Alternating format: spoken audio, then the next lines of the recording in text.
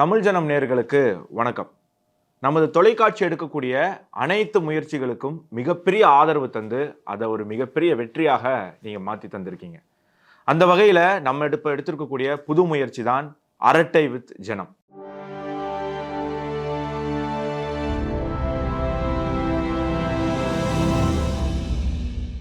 இந்த நிகழ்ச்சி மூலமாக உங்களுக்கு நெருக்கமான, உங்களுக்கு பரிச்சயமான பல ஆளுமைகளை நாம் பேட்டி காண போறோம்.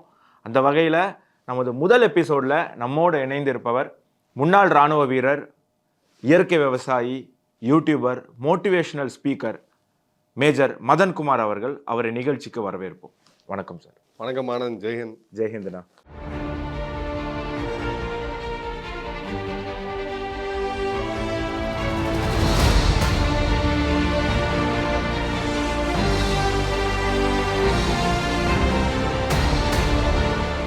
அரட்டை வித் ஜனம் முதல் எபிசோடே சரி யாரை கூப்பிடலாம் அப்படின்னு யோசிச்சப்போ, சமீபத்தில் நமக்கு தெரியும் இந்தியா வந்து இந்த ஜியோ பொலிட்டிக்ஸில் மிகப்பெரிய ஒரு ரோல் ப்ளே பண்ணுது. ஸோ அதை பற்றி பேசலாம் அப்படின்னும் போது உங்களை விட பெஸ்ட் கேண்டிடேட் எங்களுக்கு தோணலை. ஸோ அதனால தான் முதல் எபிசோடே நீங்கள் வந்து நல்லா இருக்கும். நன்றி பிரதர், நன்றி. உங்களை ஃபாலோ பண்ணி டிஸ்டர்ப் பண்ணி ஒரு வழியாக வர வச்சுட்டேன். முதல் செக்மெண்ட் போயிடலாமா? நான் பார்த்துலாம். கண்டிப்பாக கண்டிப்பாக.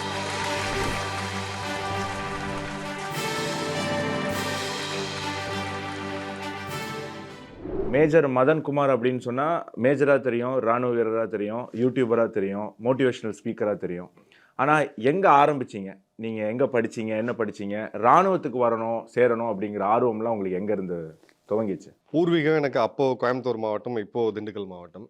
அப்பா ஒரு விவசாய குடும்பத்தில் வந்து முதல் பட்டாதாரியாக வந்தார். ஆக்சுவலாக நான் ரொம்ப ஆசைப்பட்டது டாக்டர் ஆகணும் அப்படின்னு சொல்லிட்டு, மக்கள் நன்மைக்காக எதுன்னு தெரியல, விதி வேறு மாதிரி கொண்டு வந்துருச்சு. அந்த மெடிக்கல் எக்ஸாமில் என்னால் என்ட்ரன்ஸில் ஒரு ரொம்ப சின்ன கட் ஆஃபில் மிஸ் பண்ணேன். சரி அக்ரி படிக்கலாம் அப்படின்னு சொல்லிட்டு கோயம்புத்தூரில் வடவெளியில் இருக்க அக்ரி யூனிவர்சிட்டியில் ஒரு மாதம் படித்தேன். பிறகு சென்னை பாசம் போகலை, திரும்ப வந்துடலான்னு சொல்லிட்டு டெக்ஸ்டைல் இன்ஜினியரிங் படித்தேன். காலேஜ் படிக்கும்போது கார்கில் யுத்தம் தொடங்குது 99. எனக்கு டெக்ஸ்டைல் படிக்கும்போது டெக்ஸ்டைல் படிக்கணும், அடுத்தது எம்பிஏ படிக்கணும், ஒரு ஃபேக்ட்ரி ஆரம்பிக்கணும், ஒரு தொழிலதிபர் ஆகணும் அப்படின்றது தான் என்னோட எய்மாக இருந்துச்சு. டிபிக்கல் கோயம்புத்தூர். ஆமாம், டிபிக்கல் கோயம்புத்தூர் இது. அப்போது காலேஜ் படிக்கும்போது எனக்கு ஒன்று கார்கில் வாரோட இன்ஃப்ளூயன்ஸு, ரெண்டாவது என்னுடைய ரொம்ப நெருங்கிய நண்பர் காலேஜில் ஜோதி பாசுன்னு சொல்லிட்டு, அவங்க அப்பா மிலிட்ரியில் இருந்தார். ஸோ அவர் வந்து கோயில்பட்டி அவர் சொந்த ஊர். ஸோ நாங்கள் 2 பேரும் நல்ல ஃப்ரெண்ட்ஸு. அவங்க அப்பா வந்து பையனை பார்க்க வரும்போது எங்களுக்கு சேர்த்து சொல்லுவார், ஏன் நீங்கள் ராணுவத்தில் ஏன் ட்ரை பண்ணக்கூடாது, அவ்வளோ பெரிய இது இருக்குது அப்படின்னு சொல்லிட்டு. ஸோ அப்போ ஒரு சின்ன ஒரு ஸ்பார்க் இருந்துச்சு, ட்ரை பண்ணுவோன்ட்டு. கார்கிலோட அந்த எஃபெக்ட் கண்டிப்பாகவே இருந்துச்சு. குறிப்பாக மேஜர் சரவணன் கேள்விப்பட்டிருப்பீங்க, வீர் சக்ரா, திருச்சியை சேர்ந்தவர். கேப்டன் விக்ரம் பத்ரா. அப்போது பிரமிப்பாக இருக்கும், வாழ்ந்தால் ஏதாவது ஒரு வாழ்க்கையில் ஏதாவது ஒன்று பண்ணிட்டு போகிறதுக்கு முன்னாடி அப்படின்னு அந்த ஒரு ஹீரோவாக ஒரு பார்த்தோம். யார் நம்ம ஹீரோவாக பார்க்குறோன்றது ரொம்ப பெரிய இது. அப்போ நிஜ ஹீரோக்கள் இவங்க தான் அப்படின்ற அந்த ஒரு புரிதல் வந்துச்சு. நாமளும் ஏன் ஆகக்கூடாது அப்படின்ற ஒரு இது இருந்துச்சு. பிறகு கம்பைன்ட் டிஃபென்ஸ் சர்வீசஸ் எக்ஸாம் போய் கொடுத்தேன். எக்ஸாம் கிளியர் பண்ணேன்.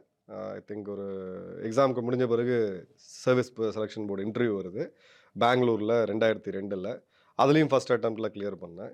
கிளியர் பண்ணிவிட்டு மெடிக்கல் கிளியர் பண்ணும்போது சரி நம்ம வந்து அப்போ இதை கொஞ்சம் இன்னும் சீரியஸாக எடுத்துகிட்டு போகணும் அப்படின்ற ஒரு இது இருந்துச்சு. அதே சமயம் கார்பரேட்டில் ஒரு நிறுவனத்தில், கார்மெண்ட்ஸ் நிறுவனத்தில் ஒரு வேலையும் கிடச்சிது. அப்போ எங்கள் அண்ணன்ட்ட வந்து கேட்டேன், ஒரு பக்கம் எனக்கு மிலிட்ரி கால் லெட்டர் இருக்குது, இன்னொரு பக்கம் இது இருக்குது, என்ன பண்ணலாம் அப்படின்ட்டு.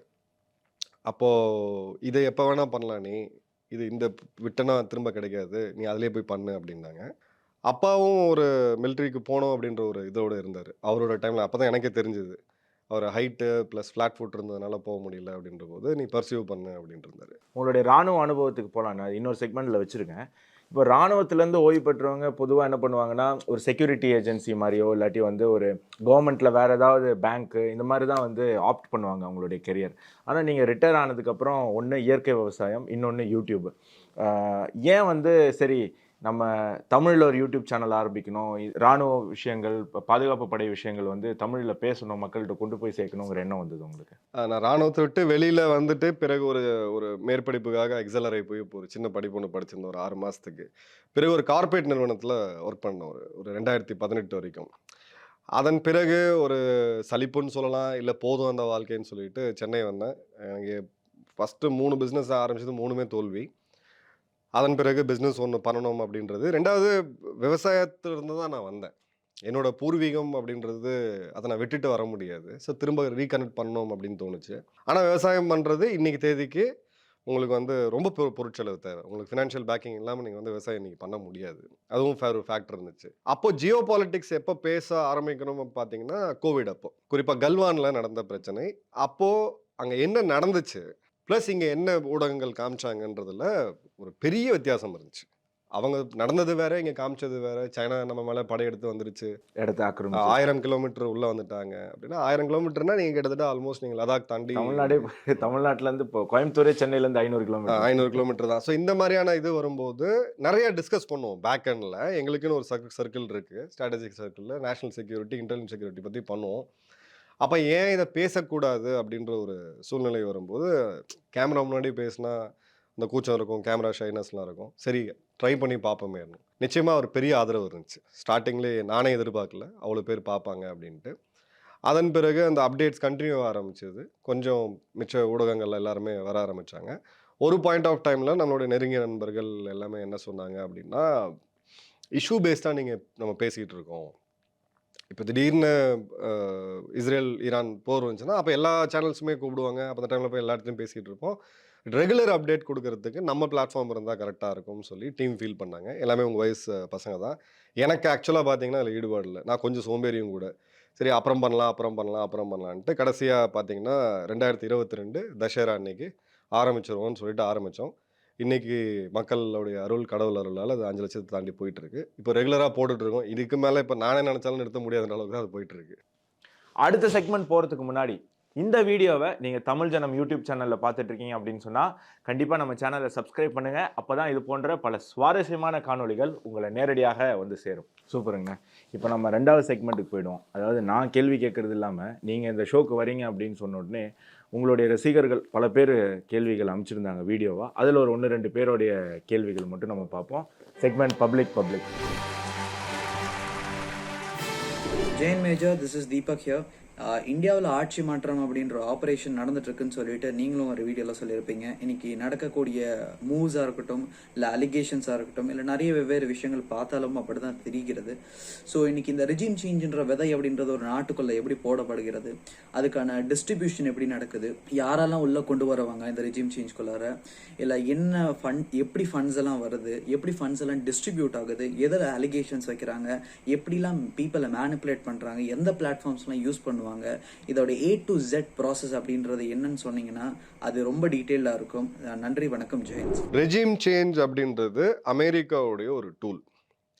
ஒரு ஆட்சி மாற்றத்த ஒரு நாட்டுல நீங்க எடுத்துட்டு வரீங்க. ஃபார் என்ன ரீசன் வேணா இருக்கட்டும். இயற்கை வளமா இருக்கட்டும், இல்ல அவங்களோட உங்களுக்கு ஒரு பகை இருக்கலாம், என்ன வேணா இருக்கலாம். அந்த ரெஜிம் சேஞ்ச் பண்றது அப்படின்றது ராணுவ ரீதியா பண்ணலாம். படையெடுத்து பண்ணலாம். எக்ஸ்பென்சிவ். ரொம்ப பொருட்செலவாகவும், உயிர் சேதம் அதிகமாகும். இன்னொன்னு வந்து சாஃப்ட் மெத்தட்ல பண்றது. சாஃப்ட் மெத்தட் தான் ரெஜிம் சேஞ்ச்ன்றது. ஒரு 52 ரெஜிம் சேஞ்ச் அமெரிக்கா பண்ணியிருக்காங்க. ஸோ ரெஜிம் சேஞ்ச் அப்படின்றது அவங்களுடைய பொலிட்டிக்கல் அப்ஜெக்டிவ்ஸை அச்சீவ் பண்ணுறதுக்கு ஒரு ரத்தம் இல்லாத, கத்தி இல்லாத ஒரு டூல். அவங்களுக்கு எதுவுமே ஆகாது. அந்த நாட்டில் என்ன கலவரம் ஆகுதுன்றத இப்போ சமீபமாக நம்ம பங்களாதேஷில் பார்த்தோம். ஷேக் ஹசீனாவுக்கும் அந்த இஷ்யூக்கும் சம்மந்தமே கிடையாது. சுப்ரீம் கோர்ட்டோட ஆர்டரை அவங்க இன்ஃபேக்ட் அதை வந்து குரூப் 4க்கு மட்டும்தான் அப்ளிகபிள், அதை எடுத்துட்டோம், குரூப் 1, 2க்கு மட்டும்தான் அப்ளிகபிள் அப்படின்னாங்க. திடீர்னு பார்த்தீங்கன்னா அதே அதிபர் மாளிகையில் ரெய்டு, அதே வீடியோஸு, அதே லைம் லைட்டு, முகமது யூனிஸ்ன்னு சொல்லக்கூடிய அமெரிக்க பிரஜை, தேடப்படக்கூடிய ஒரு குற்றவாளி, ஒரு பொருளாதார அஃபென்ஸில் இருக்கக்கூடிய ஒரு குற்றவாளி இம்போர்ட் பண்ணி அவங்க ரெஜிமை உட்கார வச்சுட்டாங்க. நேபாளில் இப்போ நம்ம சமீபத்தில் பார்த்தோம். ஆனால் இந்தியாவில் இதை பண்ண முடியாது. ஏன் பண்ண முடியாதுன்னா, பொருளாதாரம் கான்ஸ்டண்ட்டாக ஒரு மிகப்பெரிய வளர்ச்சியில் இருக்குது. நம்மளுடைய ஒரு இளைஞனுக்கும் ஒரு பெண்ணுக்கும் அடுத்த கட்டத்தை நோக்கி போகணும் அப்படின்ற அந்த இது இருக்குது. நீங்கள் எல்லாரும் இறங்கி பாருங்க, இந்த நாடு எப்பயுமே பரபரப்பாக இருக்கும். ஸ்ட்ரக்சரல் எக்கனாமிக் இஷ்யூஸோ இல்லை சோஷியல் இஷ்யூஸ்லோ இந்தியாவை இவங்க வந்து ரெஜிம் சேஞ்ச் கொண்டு வர முடியாது. அப்போ அடுத்தது என்ன பண்ணலாம்? மத ரீதியாக இப்போ லாஸ்ட் ஒரு 10-12 வருடங்களில் பெரிய லெவலுக்கான பிரச்சனைகள் எதுவுமே இல்லை. அங்கே அப்படின்றது இருக்குது. ஸோ எப்பயுமே நம்ம ஆட்கள் என்ன பண்ணுவாங்கன்னு பார்த்தீங்கன்னா, இங்கே மணிப்பூரில் நடக்கலையா, இது நடக்கலையா, அது நடக்கலையான்னு. ஒருவேளை பெஹல்காம்ல கூட இந்தியாவில் ஒரு பெரிய மத கலவரத்தை உண்டு பண்ணணும் தான் அது. அதான் இந்துக்களை குறி வச்சது, ஆண்களை குறி வச்சது, அவ்வளோ பெரிய ட்ரமாட்டிக்ஸு. நீ சுட்டுட்டு போயிட்டே இருக்கலாம் இல்லையா? ஒரு துப்பாக்கி எடுத்து 50 பேரை சொன்னா சுட்டு போயிட்டே இருக்கலாம். அங்கே டயலாக் பேசி நீ போய் மோடி கிட்ட சொல்லு, இது எல்லாமே ஒரு கோவத்தை உண்டு பண்ணி பண்றதுக்கு தான். இந்துக்களுடைய சகிப்புத்தன்மை நம்ம நாட்டுல ஒரு கலவரம் ஏற்படாம தடுத்து நிறுத்து. ஆமா. இது வந்து ஒரு ஒரு வகையில பார்த்தீங்கன்னா, நம்ம சோசியல் பாராமீட்டர்ல, எக்கனாமிக்கல் பாராமீட்டர்ல மூவ் ஆகும்போது, அ எல்லா சமூகத்தினருமே இத விட்டு வெளியில இருக்கணும்னு பார்க்குறாங்க. தேவையில்லாம இப்ப என் ஊர்ல கலவரம் நடந்துச்சு, நாளை இதாச்சுன்னா என் தொழிலும் சேர்த்து தான் பாதிக்குது. கரெக்ட்டுங்களா? அந்த எக்கனாமிக் ஃபேக்டர் இங்க ரொம்ப ரொம்ப முக்கியம். நெறைய பேர் மிஸ் பண்றாங்க. நமக்கு இருக்கக்கூடிய ரிஸ்க் அப்படின்னு நம்ம பார்த்தோம் அப்படின்னா, இன்னைக்கு தேதிக்கு வரக்கூடிய காலங்கள்ல சோசியல் மீடியா தான். ஏன்னா Indian social media high time. நம்மளோட சொந்த சோசியல் மீடியா வந்தே ஆகணும்.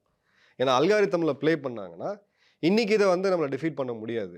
மேபி ஒரு நாள் ஒரு மீண்டும் ஒரு 30 கட்சிகள் சேர்ந்து ஒரு கூட்டணி ஆட்சி ஆரம்பிக்கிறாங்க. ஒரு வீக்கான ஒரு பிரைம் மினிஸ்டர் வந்து செயல்பட முடியாம ஒரு 30 கட்சிகள் சேர்ந்து ஒரு ஆட்சி வரும்போது, அன்னைக்கு நம்மள யோசிச்சு பார்க்க முடியும். அந்த ரிஸ்க் இருக்கு. நைஜீரியா ட்விட்டர் தளத்த தடை செய்தாங்க. நைஜீரியாக்கும் நமக்கும் நீங்க ஐடில பார்த்தீங்கன்னா, ஒரு 30 வருட கேப் இருக்கு. ஸோ இந்த மாதிரியான டஃப் டிசிஷன்ஸ சரியான டைம்ல எடுத்துட்டு போகணும். சைனா எடுங்க. சைனா இன்னைக்கு சோவியத்தை எப்படி உடைச்சாங்களோ, அதே மாரி சைனா கம்யூனிசம். ஒரே கட்சி, ஒரே சித்தாந்தம், ஒரே மாரியான சிந்தனை அப்படின்றது நீங்க அந்த ஒரு பானையில ஒரு ஓட்டைய போட்டீங்கன்னா, அந்த மொத்த பானையும் உடைஞ்சிரும். அதான் ரஷ்யால அவங்க பண்ணாங்க. ஸோ சைனாக்குமே அது நல்லாவே தெரியும். இப்போ 2வது கேள்வி என்ன அப்படிங்கிறது பார்க்கலாம். Hello sir, this is Manikandan. இப்போ நம்ம இந்தியாவில் பார்த்தீங்கன்னா அக்னிவீர் அப்படின்ற ஒரு திட்டத்தை கொண்டு வந்திருக்காங்க. இப்போ அந்த திட்டம் வரது மூலியமா நாட்டுக்கு எந்த விதத்தில் பயனா இருக்கும் அப்படின்ற விஷயத்தையும் அதை பற்றியான ஒரு முழு விவரம் கிடைச்சுன்னா நம்மளுக்கும் நம்ம நாட்டு மக்களுக்கும் ஒரு பெரிய ஒரு நிகழ்ச்சியாக இருக்கும். நன்றி, வணக்கம், ஜெய்ஹிந்த். நம்மளுடைய 2 மிகப்பெரிய அட்வைசரி. ஒண்ணு சைனா, இன்னொன்னு பாகிஸ்தான். அவங்களுடைய ஆவரேஜ் ஏஜ் அப்படின்னு பார்த்தீங்கன்னா, வீரர்களோடது சைனாது 23, பாகிஸ்தான்து 25, நம்மளுது வந்து 29. அக்னிபத் வரதுக்கு முன்னாடி. ஸோ இன்னைக்கு இருக்கக்கூடிய கடுமையான சூழல்கள்ல நீங்க அந்த ஏஜை மேட்ச் பண்ணணும். ஏன்னா நீங்க ஃபைட்டிங் ஸ்பிரிட் அப்படின்ற போது நமக்கு ஏஜ் ஆக ஆக அந்த ஒரு வருஷமும் பெரிய ஒரு டிஃபரன்ஸை கொடுக்கும். அது ஃபர்ஸ்ட் ரீசன். 2வது இப்போ 2.5 வார் அப்படின்றத நம்ம சொல்றோம். அந்த வாருக்கு இன்னைக்கு இருக்கக்கூடிய 13 லட்சம் ஸ்டாண்டிங் ஆர்மி பத்துமா அப்படின்னு கேட்டிங்கன்னா பத்தாது. நமக்கு ஒரு ரிசர்வ் வேணும். நாளைக்கு ரஷ்யா உக்ரைன் போர் மாதிரி 3 வருஷம் போர் நாளைக்கு சைனா கூட வந்துச்சுன்னா எங்கேருந்து நம்ம வீரர்களை கொண்டு வர முடியும்? ஸோ ஒரு வருஷத்துக்கும் அக்னிபத் அப்படின்றது 50,000 பேர் ரிசர்வ் கொடுக்குது. நம்ம 2021 இதை ஆரம்பித்தோம். ஸோ 31க்குள்ள நமக்கு ஒரு 5 லட்சம் வீரர்கள் ரொட்டேஷனில் நமக்கு எப்பயுமே ஒரு ரிசர்வில் ரெடியாக இருப்பாங்க. 3வது இன்னைக்கு இந்த லாங் சர்வீஸ் அப்படின்ற போது என்ன ஆகுதுன்னு பார்த்தீங்கன்னா, எல்லாருக்குமே ஒரு வாய்ப்பு கிடைக்குதா? ஒரு வீரர் 16 வருஷம் சர்வீஸ் பண்றாரு. 16 வருஷம் கழிச்சு பென்ஷன் வாங்கிட்டு அவர் வெளியில வர்றாரு. இல்ல அடுத்த கட்டத்துக்கு அவர் போறாரு. இப்ப இந்த 4 வருஷம் வரும்போது 4 இளைஞர்களுக்கு நம்ம ஒரே நேரத்துல அந்த வாய்ப்பை வந்து குடுக்குறோம். இன்னைக்கும் மெரிட் சிஸ்டம் ரொம்ப ஸ்ட்ரிக்ட்டா ஃபாலோ பண்றோம். ராணுவம் அப்படின்றது மிகப்பெரிய ஒரு கடல். ஸோ அந்த ட்ரேட்ஸ் எல்லாம் எடுத்துக்கிட்டு இவங்க வெளியில வரும்போது, இவங்களோட லேட்டரல் என்ட்ரி, இவங்கள காவல்துறை, மாநில காவல்துறை, விஓ மாத்துங்க, அடுத்தடுத்த பணிகளுக்கு எடுத்துட்டு போகும்போது, அந்த ராணுவத்தோடைய பெர்ஃபெக்ஷன். 2வது ராணுவத்துல ஒரு மிக முக்கியமானது, நீங்க ஒலிம்பிக்கா இருக்கட்டும், உங்க கிரிக்கெட்டா இருக்கட்டும், ஜெயிக்கலாம், தோக்கலாம், அடுத்த முறை ஜெயிக்கலாம், கோல்டு, சில்வர், பிரான்ஸ். ராணுவத்துல ஜெயிக்கிறது மட்டும் தான் ஆப்ஷன். அதை மட்டும் தான் நீங்க பண்ண முடியும். ஸோ அந்த வின்னிங் மென்டாலிட்டியை உங்க எல்லா இடத்துக்கும் உங்களால கொண்டு வர முடியும். 5வது தேசிய ஒருமைப்பாட்டுக்கு இன்னைக்கு இருக்கக்கூடிய இளைஞர்களுக்கு, பெண்களுக்கு ராணுவ சேவை உள்ள வரும்போது, அந்த ராணுவ சேவையை எடுத்துட்டு போகக்கூடிய ஒரு வீரன் ஒரு கிராமத்துக்கு போனான்னா, அந்த கிராமத்துல போய் ராணுவ வீரர்கள் அதிகமா கொடுக்கக்கூடிய நிறைய கிராமங்கள் தமிழ்நாட்டுல இருக்கு. அந்த கிராமத்தையும் இல்லாத ஒரு கிராமத்தையும் கம்பேர் பண்ணி பாருங்க. அந்த கிராமத்தோட சுத்தத்துல ஆரம்பிச்சு, சுகாதாரத்துல ஆரம்பிச்சு, அதோட வளர்ச்சியில இருந்து ஒரு மிகப்பெரிய மாற்றத்தை பார்க்கலாம். இதுதான் அக்னிபத்தோடைய அடிப்படை. ஆபரேஷன் சிந்தூர்ல கூட பார்த்தோம் அக்னி வீரர்களுடைய திறமை என்ன. ஏன்னா நிறைய பேர் வந்து ஒரு கேள்வியெல்லாம் வச்சாங்க, இவங்களுக்கு அந்த அளவுக்கு திறமை இருக்குமா? ஏன்னா வந்து ரெகுலர் ஆர்மி மேன். என்னுடைய சக அதிகாரிகள் இன்னமும் சர்வீஸ்ல இருக்கவங்க, பேர் எடுக்க முடியாது, அந்த ஃபீட்பேக் நான் கேட்கும்போது 100க்கு 110 மார்க் கொடுத்தாங்க. Super sir, super sir. அடுத்த கேள்வி என்ன அப்படிங்கிறத பாருங்க. ஹலோ மேஜர் சார், உங்கள் மிலிட்ரி லைஃப்பில் உங்களுக்கு மறக்க முடியாத நாட்கள், அதுக்கப்புறம் உங்களோட டெய்லி சேலஞ்சஸ், அதாவது உங்களோட டெய்லி ரொட்டீன் மிலிட்ரி லைஃப்பில் எந்த மாதிரி சார் இருக்கும்? சேலஞ்சிங்கான விஷயம் அப்படின்னா, எனக்கு தெரிஞ்சு 2004ன்னு நினைக்கிறேன். 2004 5 ஜனவரி பூஞ்ச் அப்போ லைன் ஆஃப் கண்ட்ரோல் இருந்த சமயம் மிகப்பெரிய பூகம்பம் வந்துச்சு. மிகப்பெரிய ஒரு பனி சரிவெல்லாம் ஏற்பட்டுச்சு. ஒரு வார காலம், ஒரு நாளைக்கு எனக்கு தெரிஞ்சு ஒரு கேட்பரிஸ் சாக்லேட்டுன்னு நினைக்கிறேன், அவ்வளோதான் இருக்கும். எங்கேயும் சுற்றி எல்லா இடத்துலையுமே பனி. நாங்கள் உயிரோட இருந்தோமா இல்லையான்னு சொல்லி எங்களுடைய ரியர் ஹெட் குவார்ட்டர் ராணுவத்துக்கே தெரியாது.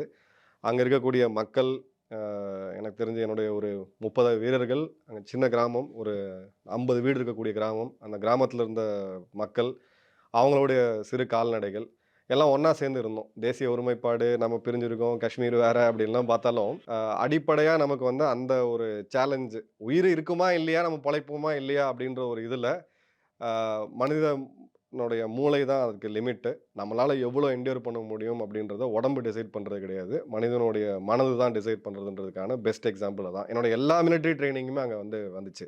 ரொட்டீன் கேட்டிங்கன்னா, ஜம்மு காஷ்மீர்ல அப்படின்னு எடுத்தீங்கன்னா, எங்களோட இந்திய ராணுவத்துடைய மேக்ஸிமம் ஆப்பரேஷன்ஸ் அப்படின்னு பார்த்தீங்கன்னா, இரவு தான் இருக்கும். நைட் ஆப்பரேஷன்ஸ் தான் அதிகமா இருக்கும். ஸோ எவ்ரி ஆல்டர்னேட் டே அ அதாவது சூரியன் அஸ்தமிச்ச ஒரு 1/2 மணி நேரத்துக்கு பிறகு, சூரிய அஸ்தமனத்துக்கு உதயத்துக்கு 1/2 மணி நேரத்துக்கு முன்னாடி, டான் அண்ட் டஸ்க்ன்னு சொல்லுவோம். இந்த நேரத்தில உங்களுடைய இந்திய ராணுவம் மொத்தமுமே அங்க வந்து அம்புஷ்ல இருக்கும். மோஸ்ட்லி பகல்ல ஒரு 4, 5 மணி நேரம் தூங்குவோம். ரொம்ப இன்ஃபார்மலான லைஃப் ஸ்டைலு. அதிகாரிகள், வீரர்கள் அப்படின்றதெல்லாம் கிடையாது. ஒரே இது எல்லாமே ஒண்ணா தான் சாப்பிடுவோம். ஒரே ரேஷன் தான் இருக்கும். ஒரே சாப்பாடு தான் இருக்கும். ஏன்னா பல வீடியோஸ் இன்னைக்கு வந்து சோஷியல் மீடியால வைரல் ஆயிட்டு இருக்கு. அதனால தான் சொல்றேன். இது உங்களுக்கு சாப்பாடு குடுக்கல, இது குடுக்கலன்ட்டு அதெல்லாம் கிடையாது. நான் சொல்றது 15 வருஷம் முன்னாடி. இன்னைக்கெல்லாம் இன்னும் ரொம்ப அட்வான்ஸ்டா போயிட்டு இருக்கோம். ஸோ வீரர்களோட இது மிலிட்டரி ஆப்பரேஷன்ஸ். பயங்கரவாதிகள் அவங்க ஒரு ஏரியா எங்களுக்கு இருக்கு. அந்த ஏரியால இந்த ஒரு 5 பயங்கரவாதிகள் அந்த இன்ஃபர்மேஷன்ஸ் எங்களுக்கு இருக்கும். அவங்கள கொல்றது தான் எங்களோட தலையாய கடமை. வேட்டையாடுறது, கொல்றது தான் தலையாய கடமை. அங்க இருக்கக்கூடிய மக்களுக்கு பாதுகாப்பு, வெளியில இருந்து உள்ள வரக்கூடிய உங்கள மாரி டூரிஸ்ட், தொழில் செய்ய வரவங்க, அவங்களுடைய பாதுகாப்பு. எலக்ஷன் நேரத்துல அந்த வாக்குப்பதிவ என்ஷூர் பண்றது. ஏன்னா, அங்க பெரிய ஒரு பயமுறுத்தல் வந்து நடக்கும். ஸோ அந்த மக்களுக்கு ஊக்கத்த குடுத்து, அந்த பாதுகாப்ப குடுத்து இது பண்றது. அவங்களுடைய நல்லது, கெட்டது, துக்கம் எல்லா நிகழ்ச்சி, அவங்க வீட்ல கல்யாணமா இருந்தாலும் சரி, அவங்க வீட்ல வந்து ஒரு துக்க நிகழ்வு நடந்தாலும் சரி, அவங்களுக்கு வந்து ஒரு நல்லது, கெட்டது, ஒரு இயற்கை பேரிடர் இருந்தாலும் சரி, எல்லாமே ராணுவம் நிக்கும். ராணுவம் வந்து வெறும் துப்பாக்கி எடுத்து அது மாரி மட்டும் பார்க்குறாங்க. அது வெறும் ஒரு 10% தான். அந்த ஏரியாவுடைய மொத்த கவர்னன்ஸ் உங்களுடைய உள்ளூர்ல இருக்க ஒரு பஞ்சாயத்து தலைவர் என்ன பண்ணுவாரோ, அங்க இருக்கக்கூடிய மேஜர் ரேங்க்ல இருக்கக்கூடிய அதிகாரி அதான் பண்ணுவாரு. இப்போ பார்டர்ல இருக்கீங்க. பட் கண்ட்ரிக்குள்ள உதாரணத்துக்கு கம்யூனிஸ்ட் சித்தாந்தம் வைத்திருக்கக்கூடியவர்கள், திராவிடியன் ஸ்டாக்னு சொல்லக்கூடியவர்கள்லாம், எதுக்கு நீங்க ராணுவ வீரர்களுக்கெல்லாம் இவ்வளோ மரியாதை கொடுக்குறீங்க? நம்மள மாரி அவங்களும் சம்பளம் வாங்கி தான் வேலை செய்றாங்க அப்படின்னு சொல்லக்கூடிய ஒரு காட்சி நம்மளால பார்க்க முடியுது. அப்படி அந்த மாரி வாக்கியங்கள் கேட்கும்போது உங்களுக்கு எப்படி ஃபீல் ஆகும்? அது எந்த அளவுக்கு அதுல ஒரு வன்மம் இருக்குன்னு நினைக்கிறீங்க? அதாவது இவங்க எல்லாம் போஸ்டர் போடும்போது பார்த்தீங்கன்னா, போர்வாள், வீரவாள், எங்களுக்கு தலைவருக்காக உயிர குடுப்போம், இத பண்ணுவோம். யாரும் குடுக்க போறது கிடையாது. ஏன் இந்த இடத்துல ராணுவத்துக்கு மரியாதை தேவைப்படுதுன்னா, கலாச்சார ரீதியா, நீங்க வரலாற்று ரீதியா பார்த்தீங்க அப்படின்னா, உங்களுடைய உடல், பொருள், ஆவி அனைத்தையும் உங்க நாட்டுக்காக ஒரு பிளாங்க் செக்ல கையெழுத்து போட்டு, 17 வயசுல ஒரு பையன் தன்னோட எல்லா கம்ஃபர்ட்டையும் விட்டு வெளியில நாட்டுக்காக போய் போறான். ஸோ 17 வயசுல ஒருத்தன் வந்து, என் உயிர உங்களுக்கு குடுக்குறேன், நாட்டுக்கு குடுக்குறேன் அப்படின்றது தான். அவன் வந்து வான், நிலம், கடல், ஆழ்கடல். இவங்கள்ல எத்தனை பேர் அத பண்ணுவாங்கன்னு கேளுங்க. First question. 2வது சம்பளம் எல்லாருக்குமே தேவை. யாரும் இவங்க வந்து ஒரு இப்போ இதுக்கு போறது கூட ரூ. 200 ஏறிட்டு இருக்கும். அதுதான் பண்ணிட்டு இருக்காங்க. சரிங்களா? எல்லாருக்குமே வாழ்வாதாரம் அப்படின்றது தேவை. ஆனா, அடிப்படையா நீங்க ராணுவ வீரர்கள் எடுத்தீங்க அப்படின்னா, 12 மாசத்துல 10 மாசம் அவங்க பணியில இருக்காங்க. 2 மாசம் தான் அவங்க லீவுக்கே வராங்க. ராணுவ வீரனுடைய ஒரு ஃபேமிலிய போய் இன்டர்வியூ எடுங்க. சின்ன ஒரு ஒரு 28 வயது உங்க வயசுல இருக்க ஒரு பையன போய் இன்டர்வியூ எடுங்க. அவன் குழந்தைய வந்து வீடியோ கால்ல பார்ப்பான். இன்னைக்கு வந்து இன்டர்நெட்ல இருக்கு. குழந்தை வளர்றத அவன் வீடியோ கால்ல பார்ப்பான். ஒரு டைமும் அவன் 1 வருஷத்துக்கு ஒரு தடவ லீவுக்கு வரும்போது பார்த்தீங்கன்னா, அந்த குழந்தை ஒரு அரை அடி வளர்ந்திருக்கும். இந்த காம்ப்ரமைஸ எந்த தொழில்லயுமே யாருமே பண்றது கிடையாது. 3வது ஒரு யுத்த காலத்துல எங்களுக்கு வந்து பதவி உயர்வு குடுக்கல, எங்களுக்கு வந்து சலுகைகள் குடுக்கல. ராணுவம் வந்து யூனியன் வச்சு என்னைக்காவது நீங்க போராட்டம் பண்ணி பார்த்துருக்கீங்களா? ராணுவத்தினர் என்னைக்காவது வந்து ஒரு யூனியன் வச்சு சர்விங்ல இருக்கக்கூடிய யாராவது, நாங்க பண்ண மாட்டோம் அப்படின்ற இத நீங்க பார்த்துருக்கீங்களா? கண்டிப்பா கிடையாது. எல்லாத்தையும் காம்ப்ரமைஸ் பண்ணிட்டு, தேசம் தான் முதல்ல அப்படின்னு சொல்லி, தன்னுடைய குடும்பம், தன்னுடைய கம்ஃபர்ட்டு, தன்னுடைய கல்வியிலேருந்து எல்லாத்தையும் தியாகம் பண்ணிட்டு போற ஒரு வீரனுக்கு, நீங்க நிச்சயமா அந்த மரியாதைய குடுத்து தான் ஆகணும். இது கலாச்சாரம். யாரும் டிமாண்ட் பண்ணல. நீங்க வந்து மதிச்சு தான் அப்படின்லாம் யாரும் டிமாண்ட் பண்ணல. சித்தாந்தங்கள் பேசலாம், அவங்க எல்லாம் பேசலாம். அடிப்படையா தமிழ்நாட்டுல ராணுவத்தினருக்கு இருக்கக்கூடிய மரியாதை, மக்களுடைய அது வந்து பார்த்தீங்கன்னா, அந்த கான்ஃப்ளிக்ட் ஜோன விட்டு நீங்க எவ்வளோ தள்ளி இருக்கீங்களோ, உங்களுக்கு வந்து இதா தான் இருக்கும். அது உலகத்திலேயே நடக்கக்கூடியது தான்.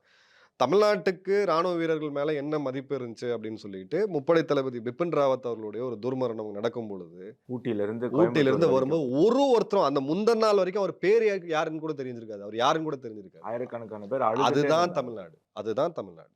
நம்ம எல்லை தெய்வங்களை இன்றைக்கும் வச்சு வழிபட்டு இன்றைக்கி நான் உள்ள ஊருக்கு என் குலதெய்வத்துக்கு போகிறதுக்கு முன்னாடி எல்லையை நான் வழங்கிட்டு போகிறேன் அப்படின்னா, என்னைக்கோ ஒரு நாள் அந்த மனிதர்களாக இருந்து அந்த ஊரை காப்பாற்றியவர்கள் தான் இன்றைக்கி எல்லைச்சாமிகள். நம்ம கலாச்சாரத்தில் இருக்கிறத நீங்கள் வந்து வேறு வேறு சித்தாந்தங்கள்லாம் கொண்டு வந்து மாற்றணும் அப்படின்னா, மேபி இதெல்லாம் தியேட்ரிக்ஸு சென்னையில் உட்காந்து பேசலாம். ஒரு 4 யூடியூப் சேனலில் பேசலாம். நிதர்சனமாக பார்த்தீங்க அப்படின்னா, இராணுவ வீரனுக்கு இருக்கக்கூடிய மரியாதை அப்படின்றத நான் கண்கூடாக பார்த்துருக்கிறேன். அடுத்த செக்மெண்ட் போகிறதுக்கு முன்னாடி இந்த வீடியோவை நீங்கள் தமிழ் ஜனம் யூடியூப் சேனலில் பார்த்துட்டு இருக்கீங்க அப்படின்னு சொன்னால் கண்டிப்பாக நம்ம சேனலை சப்ஸ்கிரைப் பண்ணுங்கள். அப்போ தான் இது போன்ற பல சுவாரஸ்யமான காணொளிகள் உங்களை நேரடியாக வந்து சேரும். இப்போ நிறைய சீரியஸாக பார்த்துட்டோன்னே அடுத்தும் சீரியஸ் தான். இராணுவத்தில் சீரியஸ்னஸை வந்து நம்ம எடுத்து ஓரமாக வைக்கவே முடியாது. ஆனால் ஒரு சின்ன விளையாட்டு. அடுத்த செக்மெண்ட் வந்து பூத கண்ணாடி.